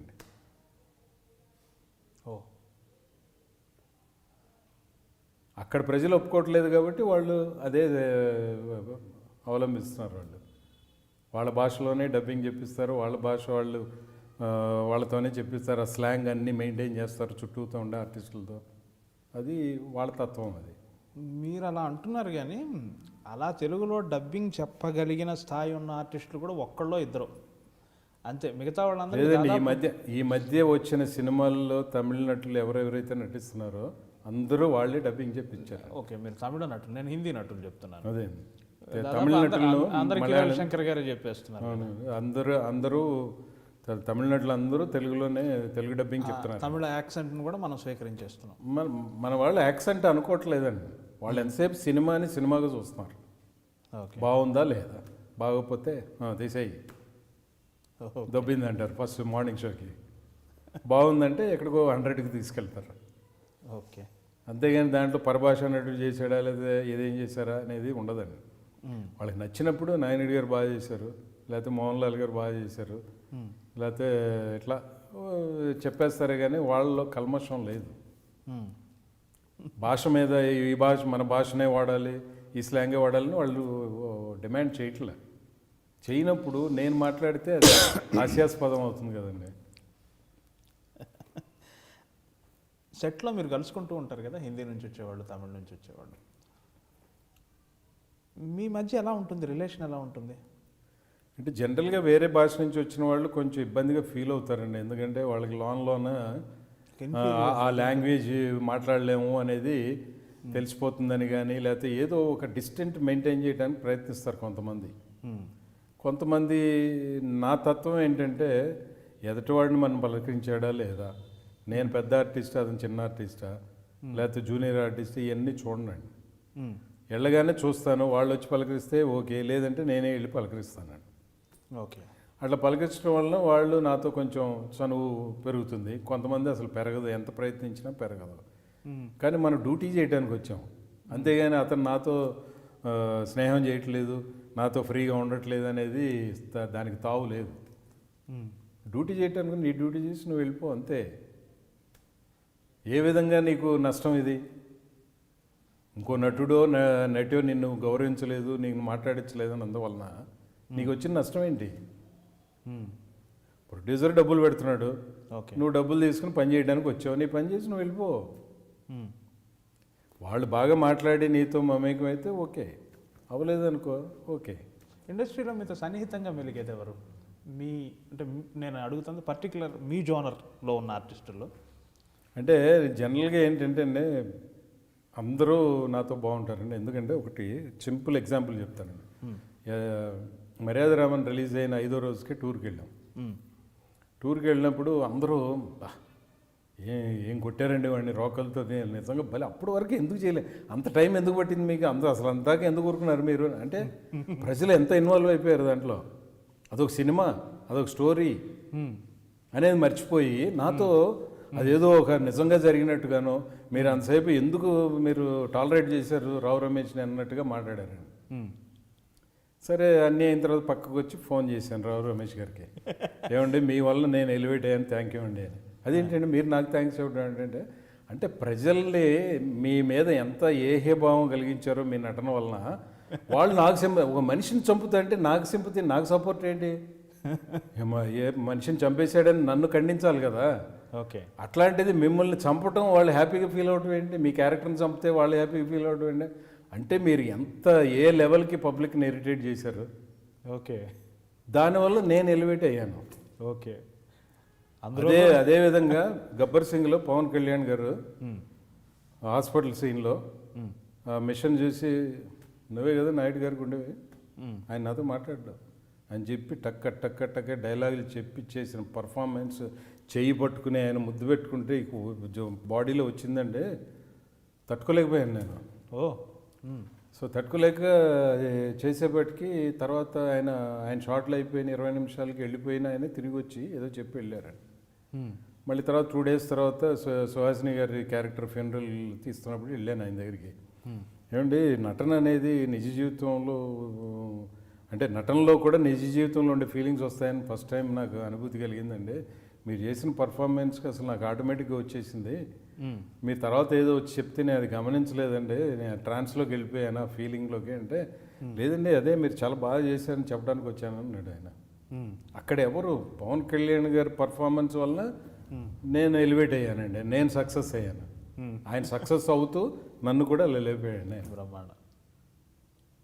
సో అట్లా మనం నటులు ఎదుటి వాళ్ళు చేసిన దానివల్ల మనకు లబ్ధి కలిగినప్పుడు, దాన్ని అప్రిషియేట్ చేసినప్పుడు ఇంకా మనతో అందరూ బాగుంటారు కదండి. Very good, very good. ఎప్పుడూ ఇద్దరు నటుల్లో పక్క నటుడు సరిగా చేయకపోతేనండి మనం కనెక్ట్ అవ్వలేము, నటన ఉండదు అక్కడ. ఆర్టిఫిషియల్గా ఏదో చేసుకుని వెళ్ళిపోతూ ఉంటాం, ఇరిటేషన్ వస్తుందండి. కొంతమంది ఇరిటేట్ అవ్వరు, ఎందుకండి మీరు చెప్పింది చేసి వెళ్ళిపోండి అంటారు నన్ను. బట్ నాకేంటంటే ఇరిటేషన్ వచ్చేస్తుంది, కనెక్ట్ అవ్వట్లేదు. చూపు మ్యాచ్ అవ్వాలి కదా, లుక్ రావాలి, నా కళ్ళలో మనది ఇది అది కనెక్ట్ అవ్వలేకపోతాను అనమాట. అట్లాంటి సందర్భాల్లో ఏంటంటే మీరు చేయాల్సినప్పుడు మీరు చేసి వెళ్ళిపోండి అని చెప్తారు పక్కనుండే నటీనటులు. ఓకే. దర్శకుల్లో అందరితోనూ చేశారు మీరు. మీ మనసుకు బాగా దగ్గరైన దర్శకుడు ఎవరు? మేబీ ఇది ఇబ్బంది పెట్టే ప్రశ్న ఏమో. కాదు, ఇబ్బంది ఏం లేదండి. ఇదే చెప్పానండి నేను. ఒక్కళ్ళతో అనుకుంటే మనం అక్కడితో ఏంటండి, ప్రతి డైరెక్టర్ దగ్గర ఒక ప్రతిభ ఏదో ఉంటుందండి. సో అందరినీ మనం ఎంజాయ్ చేయాలి, కానీ ఒక్కడికే కనెక్ట్ అవ్వటం అనేది ఇంపాసిబుల్ అండి. నా జీవితంలో జరగదండి అసలు. ఓకే. ఒకే వ్యక్తిని ఫాలో అవ్వడం, ఒకే వ్యక్తిని అప్రిషియేట్ చేయడం అనేది నా జీవితంలో ఉండదండి. ఎందుకంటే నేను నేర్చుకోవాల్సింది ఎదుటి వాళ్ళ నుంచి. ఎదుటి వాళ్ళు ఎంతోమంది ఉన్నారు సమాజంలో. సో ఒక్కరికే కనెక్ట్ అయితే ఎట్లా నేను ఆ గొప్పతనాన్ని స్వీకరించాలి, నేను నాలో అది డెవలప్ చేసుకోవాలి, నాలో లేకపోతే. ఓకే. సో నేను నవ్వుతూ మాట్లాడటం ఎలా వచ్చిందో తెలుసండి నాకు. మా ఆవిడ అంది, ఏమంటే మీరు ఎప్పుడైనా మాట్లాడేటప్పుడు అద్దంలో చూసుకుంటారా? మీరు చూసుకోండి ఒకసారి. అసలు కొంచెం నవ్వరా, నవ్వు ఉండదా అని చెప్పినప్పుడు నిజంగానే నేను అద్దం ముందు నిలబడి మాట్లాడేది చూస్తే ఒక వెధవ, నువ్వు అసలు మనిషివేరా, పశువులాగా ఉండవు నువ్వు అనుకుని అప్పటి నుంచి ఏం మాట్లాడినా నవ్వుతూ మాట్లాడతాను. బాగుంది. కోపం వచ్చినప్పుడు కొప్పడి ఏది చేసినా కూడా మళ్ళీ తర్వాత అమ్మ మద్రాసు అమ్మ అనేవారు, ఎల్వి ప్రసాద్, శ్రీమతి ఎల్వి ప్రసాద్ గారు. అమ్మ గుర్తుకొచ్చేస్తుంది. ఓకే, మనం వివరణ ఇచ్చేసి తొందరగా నవ్విచ్చేసి వాళ్ళని లైన్లోకి తీసుకొచ్చి అర్థమయ్యేది చెప్పాలని. ఓకే. యువ హీరోల్లో ఇందాక మనకు పవన్ కళ్యాణ్ గారి ప్రస్తావన వచ్చింది. పర్టికులర్గా పవన్ కళ్యాణ్ గారితో మీ అనుబంధం గురించి చెప్పండి. ఆ సీన్ కాకుండా మీరు తరచూ కలుసుకుని ఉంటారు ఆ సినిమా సందర్భంగా. మీకు వారికి ఆ సినిమాలో చాలా సీన్స్ ఉన్నాయి, పోటాపోటీగా కూడా ఉంటాయి. ఆయనకు మారు తండ్రి పాత్ర కదా మీరు, సుహాసిని గారి భర్త. ఆ సినిమా తాలూకు అనుభవాలు సుహాసిని గారితో, పవన్ కళ్యాణ్తో ఏమైనా ఒకటి రెండు ఏమైనా మాతో పంచుకోగలరా? అంటే పవన్ కళ్యాణ్ గారు ఏంటంటే ఆయన రావటం, పని చేయటం, సైలెంట్గా రావటం, సైలెంట్గా అన్నీ చేయాల్సిన పనులు చేయటం, అన్నీ వెళ్ళిపోయేవారు అనమాట. అంతేగాని ఆయన బందా కానీ లేకపోతే ఏదో చూపించుకోవాలనేది ఆయనలో లేదు అసలు. ఓకే.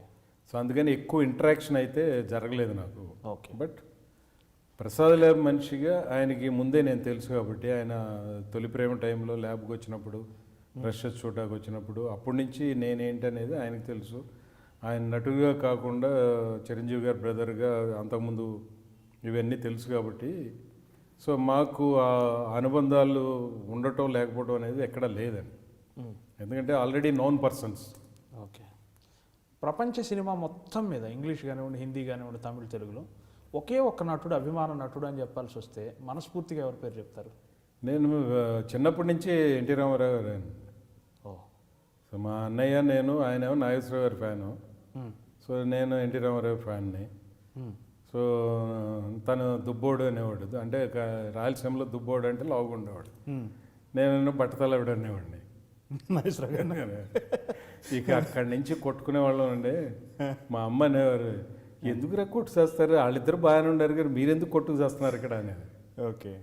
సో అప్పటి నుంచి, కానీ కాలానుగుణంగా ఎంతో, ఇప్పుడు ఆ రోజుల్లో మనకు తెలియని వయసులో ఒక అభిమాన నటుడు అనేది మైండ్కి వచ్చిందని. తర్వాత అసలు ఇండస్ట్రీకి వచ్చిన తర్వాత, మొత్తం ఇండస్ట్రీ తెలిసిన తర్వాత, అందరూ తెలిసిన తర్వాత, ఇక అభిమానంగా ఏముంటుందండి, అందరికీ ఒక్కొక్కళ్ళ దగ్గర ఒక్కొక్క ప్రతిభ ఉంది, ఒక్కొక్క హీరో ఒక్కొక్క దాంట్లో ప్రతిభ ఉందండి. సో ఒకళ్ళని అభిమానించి ఇంకోళ్ళని అభిమానించకపోవడం అనేది ఉండదు కదండి. మీన్స్ మీరు విశ్వమానవులు అయిపోయారు అందరికీ దగ్గర అవటం. ఉద్యోగ జీవితంలో బహుశా మీరు రామారావు గారితో డీల్ చేసిన సందర్భాలు అట్లా ఉండుంటాయి కదా, నాగేశ్వరరావు గారితో, రామారావు గారితో. అలాంటి సందర్భం రామారావు గారితో జరిగింది వేటగాడు సినిమా. ఫిలిం ప్రాసెసింగ్ జరిగేటప్పుడు నెగిటివ్ మెషిన్ బ్రేక్ డౌన్ అయిందండి. సో ఆ రోజుల్లో జనరేటర్స్ ఇవన్నీ ఉండేవి కాదు కాబట్టి నెగిటివ్ స్పాయిల్ అయింది. మళ్ళీ రీషూట్ చేయాలి. అది ఆ వాన పాట, ఆకుచాటు పిండి తడిసి. ఇక మాకు ఇక అయిపోయాం మేము. ఎలా చెప్పాలి, డైరెక్టర్తో చెప్పాలంటే ఆయన మీరు వచ్చి హీరో గారికి చెప్పుకోండి అంటాడు. హీరో ఎవరితో చెప్పాలి, పెళ్లి ఎన్టీ రామారావు గారికే చెప్పాలి. ఓకే. సరే, నేను మా ల్యాబ్ చీఫ్ ఇద్దరం కలిసి ఏవిఎం స్టూడియోకి వెళ్ళాం.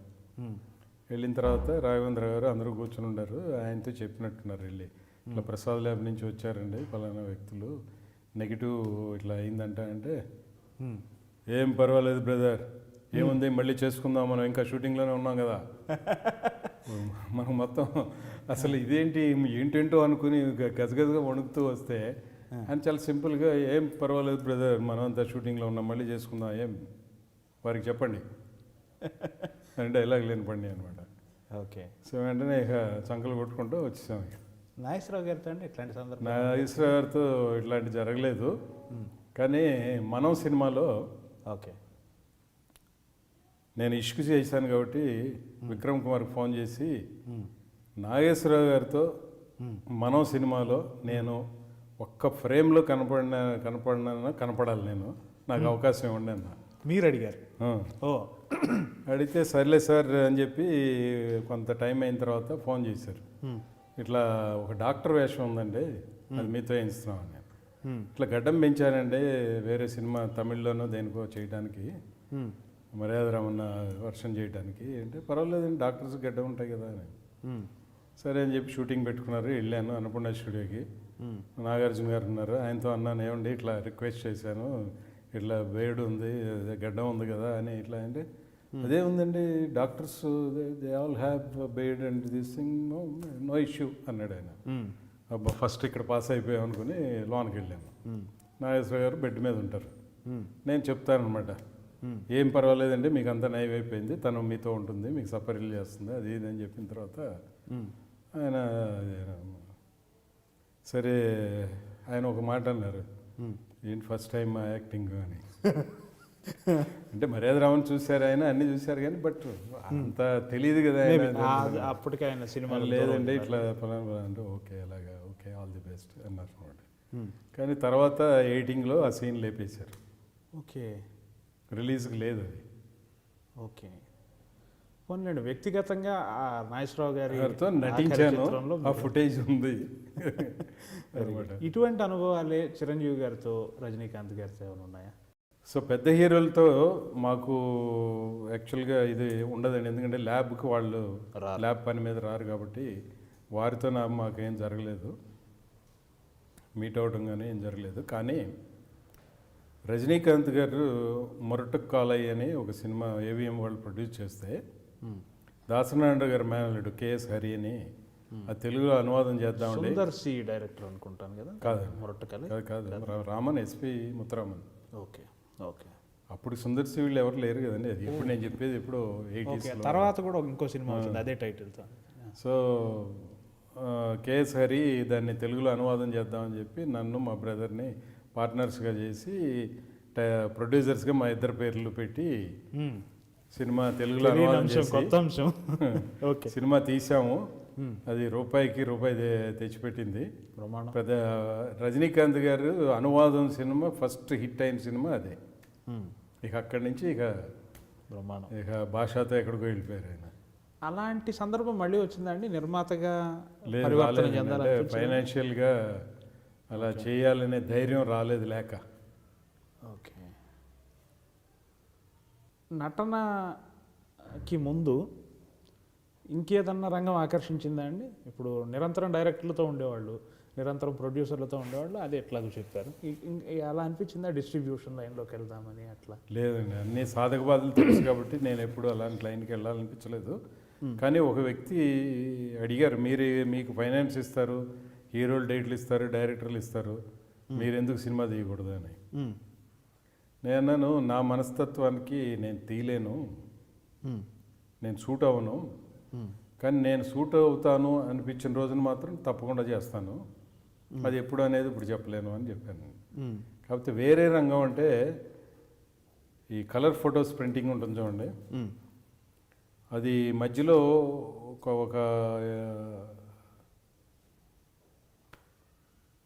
ప్రసాద్ ల్యాబ్ నుంచి బయటకు రావాల్సిన అనుకుని బయటకు వచ్చి ఒక 2-3 ఇయర్స్ గ్యాప్ బయటకు వచ్చి వైజాగ్లో వ్యాపారం మొదలెట్టానండి, కలర్ ఫోటో ప్రింటింగ్.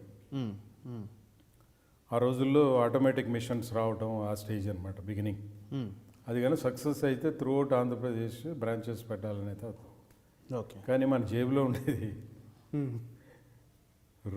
రూపాయి అవసరమైతే పావులానే ఉంది. ఓకే. సో మొత్తానికి బిజినెస్ ఆరంభించాను, కానీ సక్సెస్ అవ్వలేకపోయాను. తర్వాత మళ్ళీ ప్రసాద్ ల్యాబ్కి రావడం, ఇక భువనేశ్వర్, నోయిడా అవన్నీ వెళ్ళి రావడం, ఇట్లా తర్వాత మళ్ళీ ఆ బిజినెస్ని కంటిన్యూ చేశాను. ఇక్కడికి వచ్చిన తర్వాత హైదరాబాద్కి మా మిస్సెస్ దాన్ని హ్యాండిల్ చేసేది. బ్రహ్మాండం. మళ్ళీ డిజిటల్ వచ్చిన తర్వాత ఆ బిజినెస్ కూడా క్లోజ్ అయిపోయింది. ఓకే. ప్రస్తుతం ప్రసాద్ ల్యాబ్తో మీ అనుబంధం ఏమిటి సార్? ప్రస్తుతం అంటే మొన్న December 1 నుంచి నేను వెళ్ళటం లేదు, ఎందుకంటే ఈ షూటింగ్లకి వెళ్ళటం ఫుల్ ఫ్లెడ్జ్డ్గా వాళ్ళకి టైం కేటాయించలేకపోవడం వల్ల మేనేజ్మెంట్ అది ప్రాబ్లం అవుతుంది కదండి. ఎందుకంటే ఇప్పుడు ఉండే పోస్ట్ ప్రొడక్షన్ ఫెసిలిటీస్ అన్నీ రన్ అవ్వాలంటే ఫుల్ టైం ఉండాలి కదా ఉండాలని. సో అందుకని December 1 నుంచి వెళ్ళటం లేదు. ఓకే. చాలా పాత్రలు ఇప్పటికే మీరు నటించున్నారు. ఇందాక మీరే అన్నారు విక్రమ్ని అడిగి మరీ అందులో ఒక చిన్న క్యారెక్టర్ వేశానని. ఈ దర్శకుడి దగ్గర నేను చేసి ఉండాలి లేదా భవిష్యత్తులో చేయాలి అటువంటి ఆశ, అటువంటి కోరిక మనసులో ఏమైనా ఉందా అండి? తప్పకుండా నన్ను అందరితో చేయాలి. ఇప్పుడు అందరి డైరెక్టర్ల దగ్గర ఒక్కొక్కరి దగ్గర ఒక ప్రతిభ ఉంది, కానీ రిలీజ్ అయిన సినిమాల్లో కొన్ని క్యారెక్టర్ అంటే సినిమాలు సక్సెస్ అయ్యాయి కాబట్టి అది అప్రస్తుతం అవుతుంది. కానీ కొన్ని క్యారెక్టర్లు మనసులో అనిపించేది, ఈ క్యారెక్టర్ కానీ నాకు ఇచ్చుంటే ఇంకో లెవెల్లో ఉండేదేమో అని ఒక భావన కలిగేది, కానీ అది అప్రస్తుతం అయ్యేదని చెప్పి సర్దుకునేవాడిని. ఎందుకంటే సినిమా సక్సెస్ అయిన తర్వాత ఇది ఇంకా బెటర్మెంట్ ఏముంటుంది? సూపర్ హిట్ అయిన సినిమాలో ఇది కాదు, దీని బదులు వీడు చేస్తే బాగుండేదేమో అని అన్నాం అనుకోండి, అది అప్రస్తుతం అవుతుంది కాబట్టి దానికి వాల్యూ లేదు. ఓకే. తమిళంలో మ్యాక్సిమం చేశారు, తెలుగు తర్వాత మలయాళం ఒక సినిమా చేశారు, కన్నడ చేశారు. హిందీ ఆలోచన లేదా హిందీ అంటే హిందీకి అవకాశాలు ఇంతవరకు రాలేదు. ఓకే. కానీ నేను అప్రోచ్ అవుదామన్నా కూడా ఎక్కడ అప్రోచ్ అవ్వాలి, ఎవరు అప్రోచ్ అవ్వాలి అనేది అక్కడికి వెళ్ళి కూర్చుంటే కానీ నేను ఎవరికి చెప్పినా ఒకటే చెప్తానండి, నువ్వు ఏదన్నా ప్రయత్నించి తలుచుకుంటే అక్కడికి వెళ్ళాలి, దాంట్లో దిగాలి, ఆ బరిలోకి దిగి అక్కడ ప్రయత్నించాలి. అంతేగాని నువ్వు ఎక్కడో కూర్చుని నిన్ను గుర్తించాలంటే ఎవరు గుర్తించరు. సో అట్లా వెళ్ళి నేను బాంబేలో కూర్చుని ప్రయత్నిస్తే ఫలితం దక్కచ్చు, కానీ అంత ఇక్కడ వదిలేసి అక్కడికి వెళ్ళటం అనేది వెళ్ళాల్సిన అవసరం ఆల్రెడీ ఇక్కడ ఎస్టాబ్లిష్ అయ్యి ఉన్నారు. అవసరాన్ని కాకుండా ఇది డిస్టర్బ్ అయిపోతుంది. ఇప్పుడు అక్కడికి వెళ్ళి అవకాశాలు రాలేదనుకోండి, ఉండదాన్ని పోగొట్టుకుని వేరే దానికి వెళ్ళటం ఎందుకండి. తమిళ కెరియర్ ఎలా ఉంది సార్? ఇప్పుడు తమిళ సినిమాలు ఏం చేస్తున్నారు? తమిళ్లో శివాజీ గణేషన్ గారు మనోడు విక్రమ్ ప్రభు నెరుపుడా అనే సినిమా ఒకటి చేస్తున్నాను. దాంట్లో హీరోయిన్ ఫాదర్ క్యారెక్టర్ అనమాట, ఫైర్ సర్వీస్ బ్యాక్ డ్రాప్ అనమాట. దాంట్లో నేను ఫైర్ ఆఫీసర్ కమిషనర్ క్యారెక్టర్. ఇక్కడ ఒక లేయర్ వ్యతిరేకత ఉంది కదా వేరే భాష నటులు, అట్లా ఏమైనా తెలుగు నటుల మీద అక్కడే ఏదైనా వివక్ష ఉందా సార్? అక్కడేమైనా మిమ్మల్ని మీ పట్ల మీకు కించిత్ ఏమైనా అనిపించిందా? లేదు, నా వరకు లేదండి. ఎందుకంటే ఒక వ్యక్తిగా నేను ఇండస్ట్రీ నుంచి ఎలా వచ్చాననేది కొంతమంది ఎవరో ఒకళ్ళు చెప్పేస్తారు ఆ స్పాట్లో. ఓకే. కెమెరామెన్ కానీ లేకపోతే లైట్ మెన్ కానీ లేకపోతే ఎవరో ఒకళ్ళు ఈయనండి పలానా ఇదని చెప్పేస్తారు. ఓకే. సో ఇండస్ట్రీ వ్యక్తిగా వచ్చాను కాబట్టి వాళ్ళు పెద్ద నన్ను ఒక పరభాష అన్నట్టుగా కన్నడ చూడకుండా. ఇండస్ట్రీలో అంటే సహజంగా కన్నడలో ఇటువంటి భావన కొంచెం ఉంటుందంటారు కదా. కన్నడ అంటే నేను అట్లా కమర్షియల్ సినిమాకి అయితే వెళ్ళలేదండి. ఓకే. మా తెలిసిన వాళ్ళు ఎవరో రిలేటివ్స్ వాళ్ళ ఫ్రెండ్ డైరెక్షన్ చేస్తూ ఒక సినిమా క్యారెక్టర్ చేయమంటే ఒప్పుకున్నాను. అది చాలా తక్కువ బడ్జెట్లో చేయాలనుకున్న సినిమాని పెద్ద బడ్జెట్కి వెళ్ళిపోయారు. నాకు ఇస్తానన్న క్యారెక్టరు రవిచంద్రన్కి ఇచ్చారు. అక్కడ నాకు ప్రకాష్ రాజ్ గారు నన్ను ఇంకొక ముగ్గురు విలన్లు దాంట్లో ఒక పాత్ర ఇచ్చారనమాట. సో వాళ్ళు కోరారు, వాళ్ళు మామూలుగా అయితే ఇదే తెలుగులో అయితే చేసి ఉండేవాడిని కాదు, అక్కడ వాళ్ళు రిక్వెస్ట్ చేశారు కాబట్టి ఆల్రెడీ కమిట్ అయ్యాను కాబట్టి మనం దాన్ని డిస్ప్యూట్గా తీసుకోకుండా చేయాలని చెప్పి చేసేసి వచ్చేసాను. ఓకే. అంటే అంత ఇంపార్టెన్స్ లేకపోయినా కూడా వెల్ విషర్గా చేసి వచ్చాను. ఓకే, బ్రహ్మాండం. ఇందాక మీరు అన్నారు వేరే వాళ్ళు చేసిన క్యారెక్టర్స్లో కొన్ని మీరు చేసుంటే బాగుండేదే అని మీ భావన, కొంతమంది మా బోటి అభిమానుల భావన కూడా ఉంది. అలా మీరు చేయాల్సిన క్యారెక్టర్లు అంటే నేను బయటికి చెప్పలేనేమో, మీరు చేయాల్సిన క్యారెక్టర్లు ఆఖరి క్షణంలో వేరే నటులు చేసిన సందర్భాలు ఉన్నాయంటారు, అవి నిజమేనా? అటువంటి నాకు తెలియదండి. నా వరకు వచ్చి నన్ను తీసేయటం అనేది లేదండి ఇంతవరకు. ఓకే. అంటే వాళ్ళు లోన్ డిస్కస్ చేసుకుని ఒకవేళ ఏమన్నా ఆయన వద్దులేండి ఈయన పెట్టారేమో కానీ, బట్ నా వరకు వచ్చి మాట్లాడుకున్న తర్వాత అది అట్లా జరగలేదండి. అందరి జీవితాల్లో మన సినిమా రంగానికి సంబంధించిన అందరి జీవితాల్లో మద్రాస్ మహానగరం ప్రస్తావన ఉంటుంది. మీరు అసలు ఎలా మద్రాసు చేరుకున్నారు? డెస్టినీ అంటారు చూడండి, మీరే అన్నారు మద్రాస్ మహానగరం ఆ రోజుల్లో అందరినీ స్వీకరిస్తుంది, అవకాశం ఇస్తుంది, అభివృద్ధి చెందడానికి అవకాశాలు దొరుకుతాయని. అవును. మా నాన్నగారు హిందూ పేపర్ ఆ రోజుల్లోనే ఇంగ్లీష్ పేపర్ తెప్పించి చదివే అలవాటు ఉండేది ఆయనకి. నేను 12వ తరగతి చదువుతున్నప్పుడు పండిత పుత్ర పరమసుంట అనిపించుకునేవాడిని.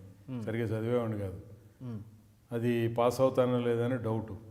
సరే ఒక డిప్లొమాలో చేరుద్దామని ఆయన కెమికల్ టెక్నాలజీను ప్రింటింగ్ టెక్నాలజీకి అప్లై చేయించారు. మన అప్పుడు ఆంధ్రప్రదేశ్ ప్రభుత్వంలో మనకి 2 సీట్ల రిజర్వేషన్ ఉండేది. దాని ద్వారా వెళ్ళి అక్కడ కెమికల్ టెక్నాలజీలో చేరాను. ఓకే. ఆ కెమికల్ టెక్నాలజీ చేరిన తర్వాత 2వ సంవత్సరంలో ఇన్ప్లాంట్ ట్రైనీగా ఒక ఫ్యాక్టరీకి వెళ్ళాలి. ఓకే. అక్కడ ఎవరికో వచ్చిన అవకాశం, అతను ఖర్చు పెట్టుకోలేక ఊటీ వెళ్ళలేడు. అది ఊటీలో ఉండే ఫ్యాక్టరీ, హిందుస్థాన్ ఫుడ్ ఫిల్మ్స్. వెళ్ళలేక అతను చెన్నైలో ఉండే ఫ్యాక్టరీకి వెళ్తానని తెలిసింది. నేనేం చేశానంటే, నాకు చెన్నైలో వచ్చింది, నువ్వు ఇది తీసుకొని నేను ఊటీ వెళ్తానన్నా. అట్లా అవకాశం నా అంతటి నేనే తెచ్చుకుని ఊటీ వెళ్ళాను. అక్కడ ట్రైనింగ్ అయ్యాను హిందుస్థాన్ ఫోటో ఫిల్మ్స్లో. మళ్ళీ 3rd ఇయర్లో మళ్ళీ సేమ్ అదే జరిగింది. నాకు మళ్ళీ చెన్నైలో వస్తే ఇంకోటితో మాట్లాడి, నేను మెట్టూరు డ్యామ్ నేను వెళ్తాను, నువ్వు ఇక్కడ ఉండు అని. వాళ్ళు ఏంటంటే పాపం ఖర్చు పెట్టుకోలేక, నేను ఖర్చు పెట్టగలిగే స్థితి నాకు లేదు, కానీ మా మామగారి ఇంట్లో ఉండటం వల్ల ఒక ధైర్యం, మా మేనమామ ఇంట్లో ఉండటం వల్ల. కుటుంబ నేపథ్యం సంపన్న కుటుంబం అనొచ్చా అండి మీరు వచ్చి? మా నాన్నగారు సంపన్న కుటుంబం నుంచి ఉండట్టే అప్పుడు, కానీ ఆయన పాలిటిక్స్లో పొలాలన్నీ కరిగించేశారు. కాంగ్రెస్లో ఉంటూ కాకాని వెంకటరత్నంకి తోడుగా ఉంటూ. నెహ్రూ గారు చనిపోయినప్పుడు ఆయన ఒక నిర్ణయం తీసుకున్నారు, పాలిటిక్స్ నుంచి ఇక బయటకు వచ్చేయాలని. అలా ఆయన పాలిటిక్స్ నుంచి బయటకు వచ్చేపట్టి ఖాళీగా ఉన్నారు కదా అని మిస్సెస్ ఎల్వి ప్రసాద్ గారు మా అమ్మకి మేనత్ అవ్వడం వల్ల ఆవిడ, ఈయన ఖాళీగా ఉన్నారు కదా, గుంతకల్లో థియేటర్ కడుతున్నారు కదా, అక్కడ పంపించండి ఆయన్ని అంటే, అట్లా ఆయన అక్కడ కన్స్ట్రక్షన్ మేనేజ్మెంట్కి వెళ్ళడం వల్ల మేమందరం గుంతకల్లో వెళ్ళిపోయాం. ఓకే. సో రాయలసీమ ప్రభావం ఉంది బాల్యకాలంలోనే. తప్పకుండా. సో ఇక అక్కడి నుంచి చెన్నై వెళ్ళటము, అక్కడ అడ్మిషన్ రావటము, చేరటం. అలా చదువుతున్న రోజుల్లో ఒక స్టూడెంట్ అన్నాడు, గుల్టీ ఇంక వాడా అన్నాడు. అంటే మనం గుల్టీ అంటే ఏంటి, గుండు కొట్టించుకుని పాత బస్సుల్లో ఎక్కి సచిన్ కాలేజ్ ఎక్కడ, బతికిన కాలేజ్ ఎక్కడ, సావిత్రి ఇల్లు ఎక్కడ అంటే తిరిగేవాళ్ళం. సగటు తెలుగు ప్రేక్షకుడు. వాళ్ళ దృష్టిలో మనం అమాయకులం. గుల్టీ అంటే వాళ్ళ మీనింగ్ అది. ఓకే. నేను వారు సాంబార్ నా కొడగా, నువ్వు నన్ను గుల్టీ అన్నావు కదా, నేను మన కాలేజీకి యునానిమస్గా చైర్మన్ అవుతా. ఓకే. ఒక మలయాళీని తీసుకెళ్ళి సెక్రటరీ చేస్తా, చూసుకోండి అన్నాడు. పొరక్ గొల్టీ నీ వల్ల ఎక్కడ పో అన్నారు. ఓకే. సరే అని ధైర్యంగా వెళ్ళాను ప్రిన్సిపల్ దగ్గరికి. ఆ రోజుల్లో కామెడియన్ ఎన్ఎస్ కృష్ణన్ అని ఆయన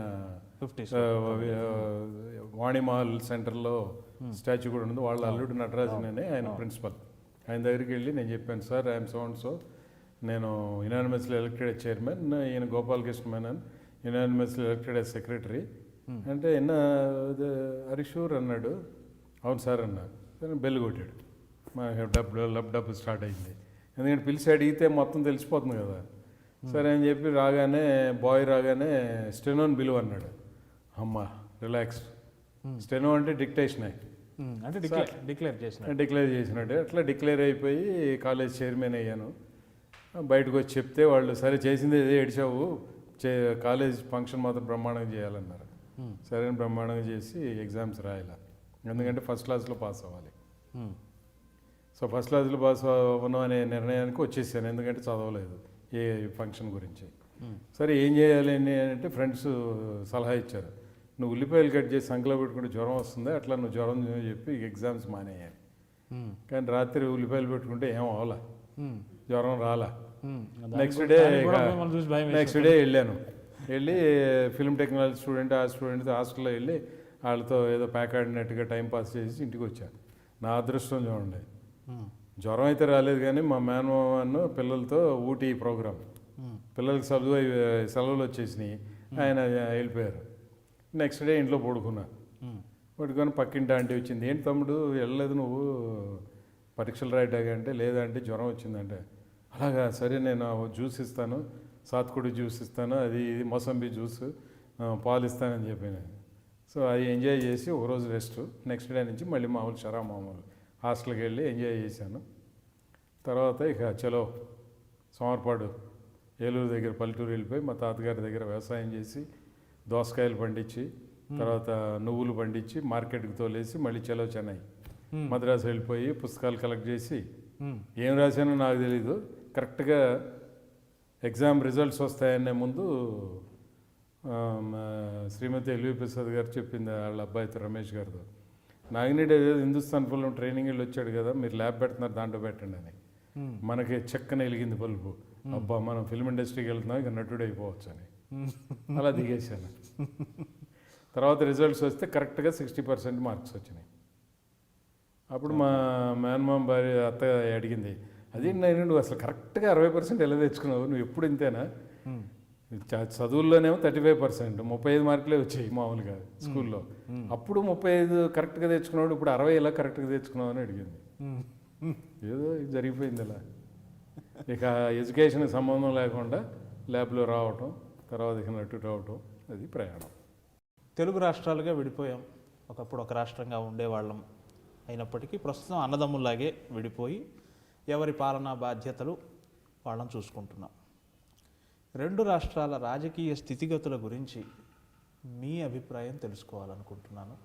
నా ఉద్దేశం ఏంటంటే, విడిపోయాక జరుగుతున్న పరిణామాలు, రెండు రాష్ట్రాల అభివృద్ధి క్రమంలో ఎదుర్కొంటున్న ఇబ్బందులు, రెండు రాష్ట్రాల గురించి బాగా తెలిసిన వ్యక్తిగా మీ అభిప్రాయం తెలుసుకోవాలనుకుంటున్నాను. సో తెలుగు రాష్ట్రాల గురించి చెప్పాలంటే విభజనకు ముందు జరిగిన కొన్ని సందర్భాలు చెప్తాను మీకు.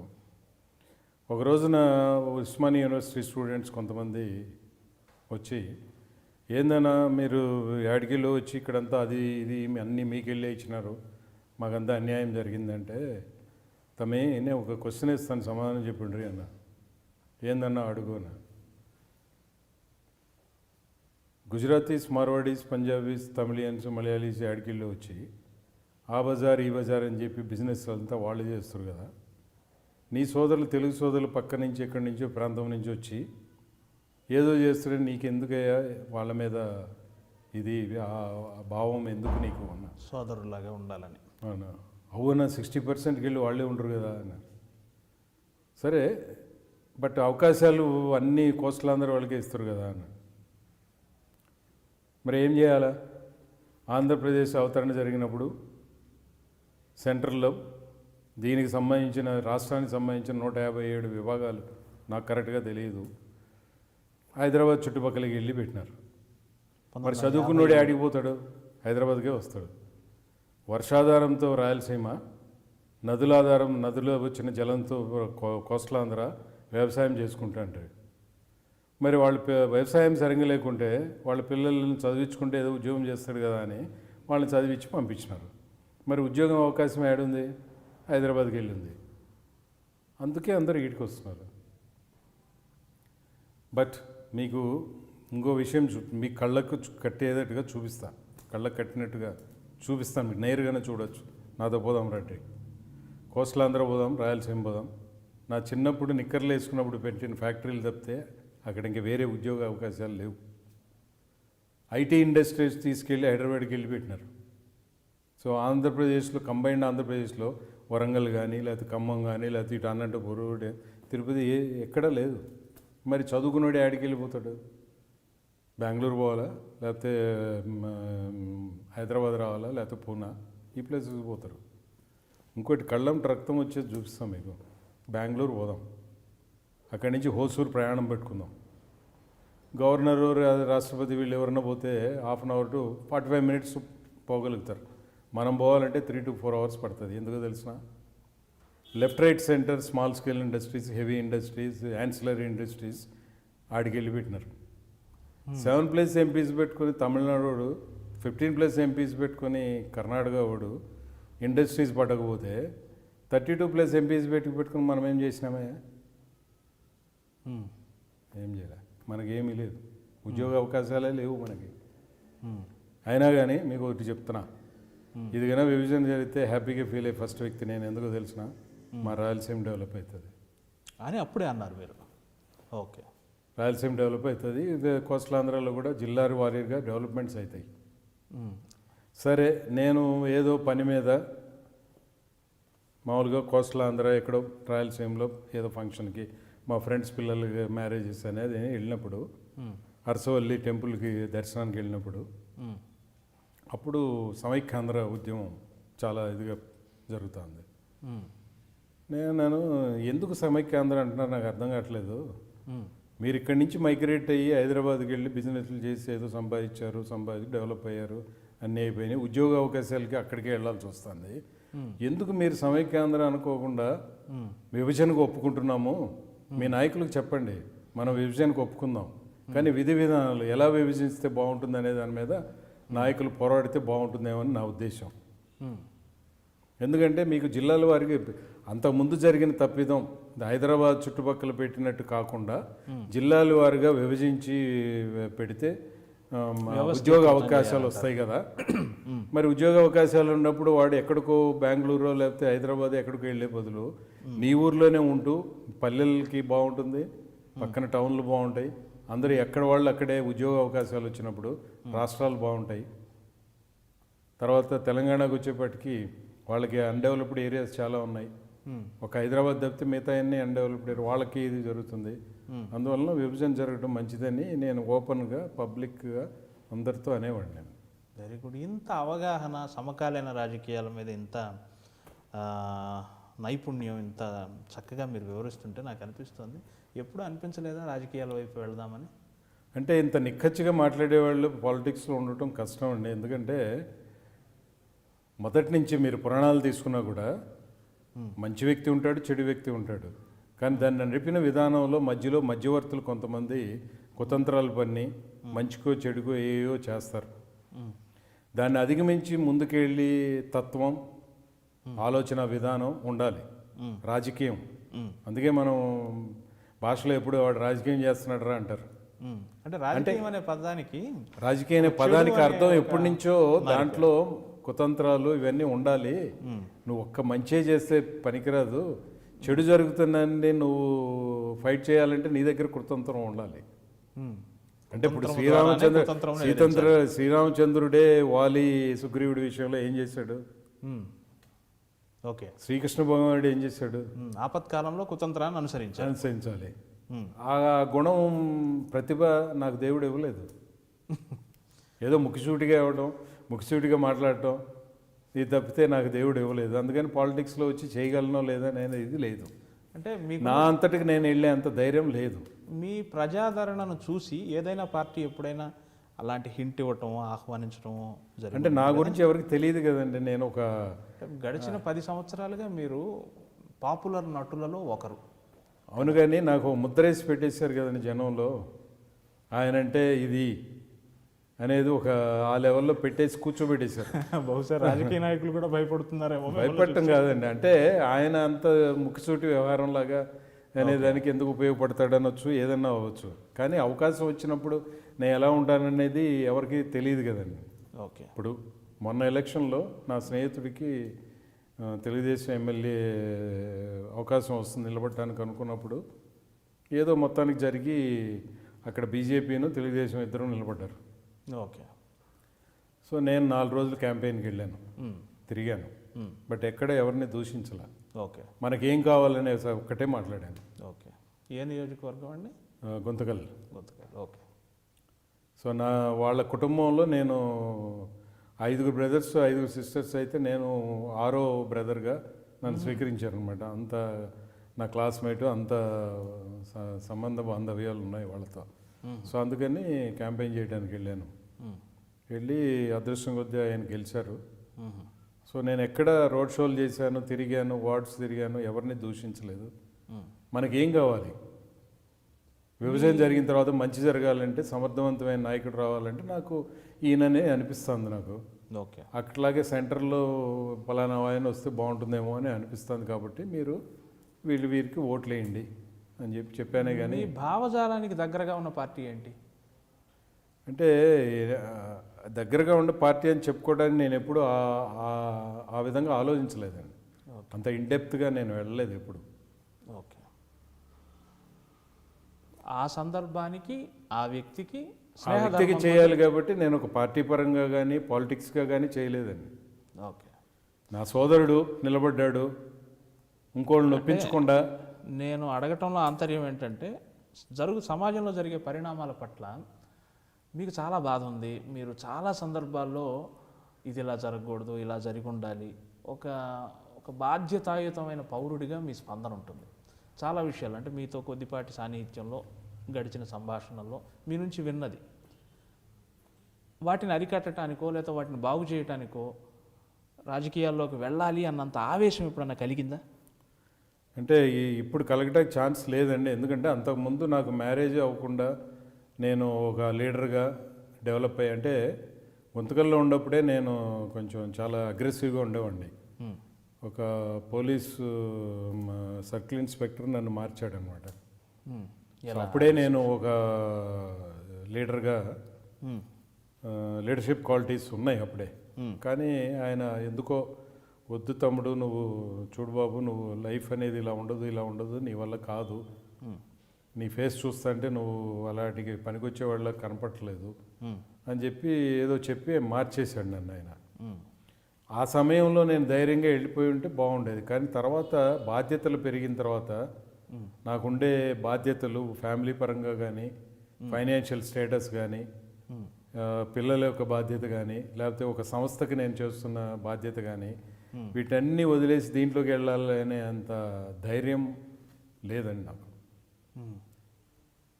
సో దాన్ని తట్టుకుని నిలబడాలంటే ఫైనాన్షియల్ స్ట్రెంగ్త్ కావాలి, లేకపోతే నన్ను బ్యాక్గ్రౌండ్గా సపోర్ట్ ఉండే ఫ్యామిలీ బ్యాక్గ్రౌండ్ అన్నా ఉండాలి. సో ఇవేవీ లేకుండా నేను అందరినీ ప్రాబ్లమ్స్లో పెట్టి వెళ్ళలేను. అందుకని ఎప్పుడు ఆ ఆలోచన రాలా. కుటుంబ జీవిగా ఆలోచన అంతే. మీ నాయకత్వ లక్షణానికి ఒక చిన్న ఉదాహరణ మాకు సంబంధించి ఉంది, అది మీతో పంచుకోవాలనుకుంటున్నాను. 2001లో అప్పుడప్పుడే మేము యాడ్ కెరియర్ స్టార్ట్ చేసి అడ్వర్టైజ్మెంట్లు చేస్తూ చాలా చిన్న యాడ్స్ చేసేవాళ్ళం. ఒక్కో యాడ్కి సెన్సార్కి వెళ్ళే పరిస్థితి ఉండేది కాదు. ల్యాబ్ నుంచి అడ్వర్టైజ్మెంట్ సెన్సార్ చేయండి మీరు బయటకు ఇచ్చేవాళ్ళు కాదు. అప్పుడు మీరు ప్రసాద్ ల్యాబ్ చీఫ్గా ఉన్నారు కదా. మీ దగ్గరకు వచ్చాము ఒకరోజు. వచ్చి, సార్ ఇట్లా మేము చాలా చిన్న యాడ్స్ చేసుకుంటున్నాము 17 ఏళ్ల క్రితం, సార్ మాకు సెన్సార్ లేకుండా ఇవ్వగలరా అన్న. దానికి మీరు ఒక తరుణోపాయం చెప్పారు.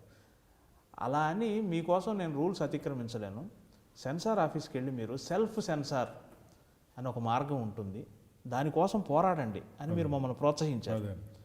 ఆ దిశగా మేము మళ్ళీ ఏదో ప్రయత్నించాం, కానీ అది సఫలీకృతం కాలేదు. కానీ మీరు ఒక నాయకుడికి ఉండాల్సిన సమర్థవంతమైన లక్షణాలంటే నాకు గుర్తుకొచ్చింది. ఆ రోజు మమ్మల్ని ప్రేరేపించిన విధం చాలా గొప్పగా అనిపించింది సార్.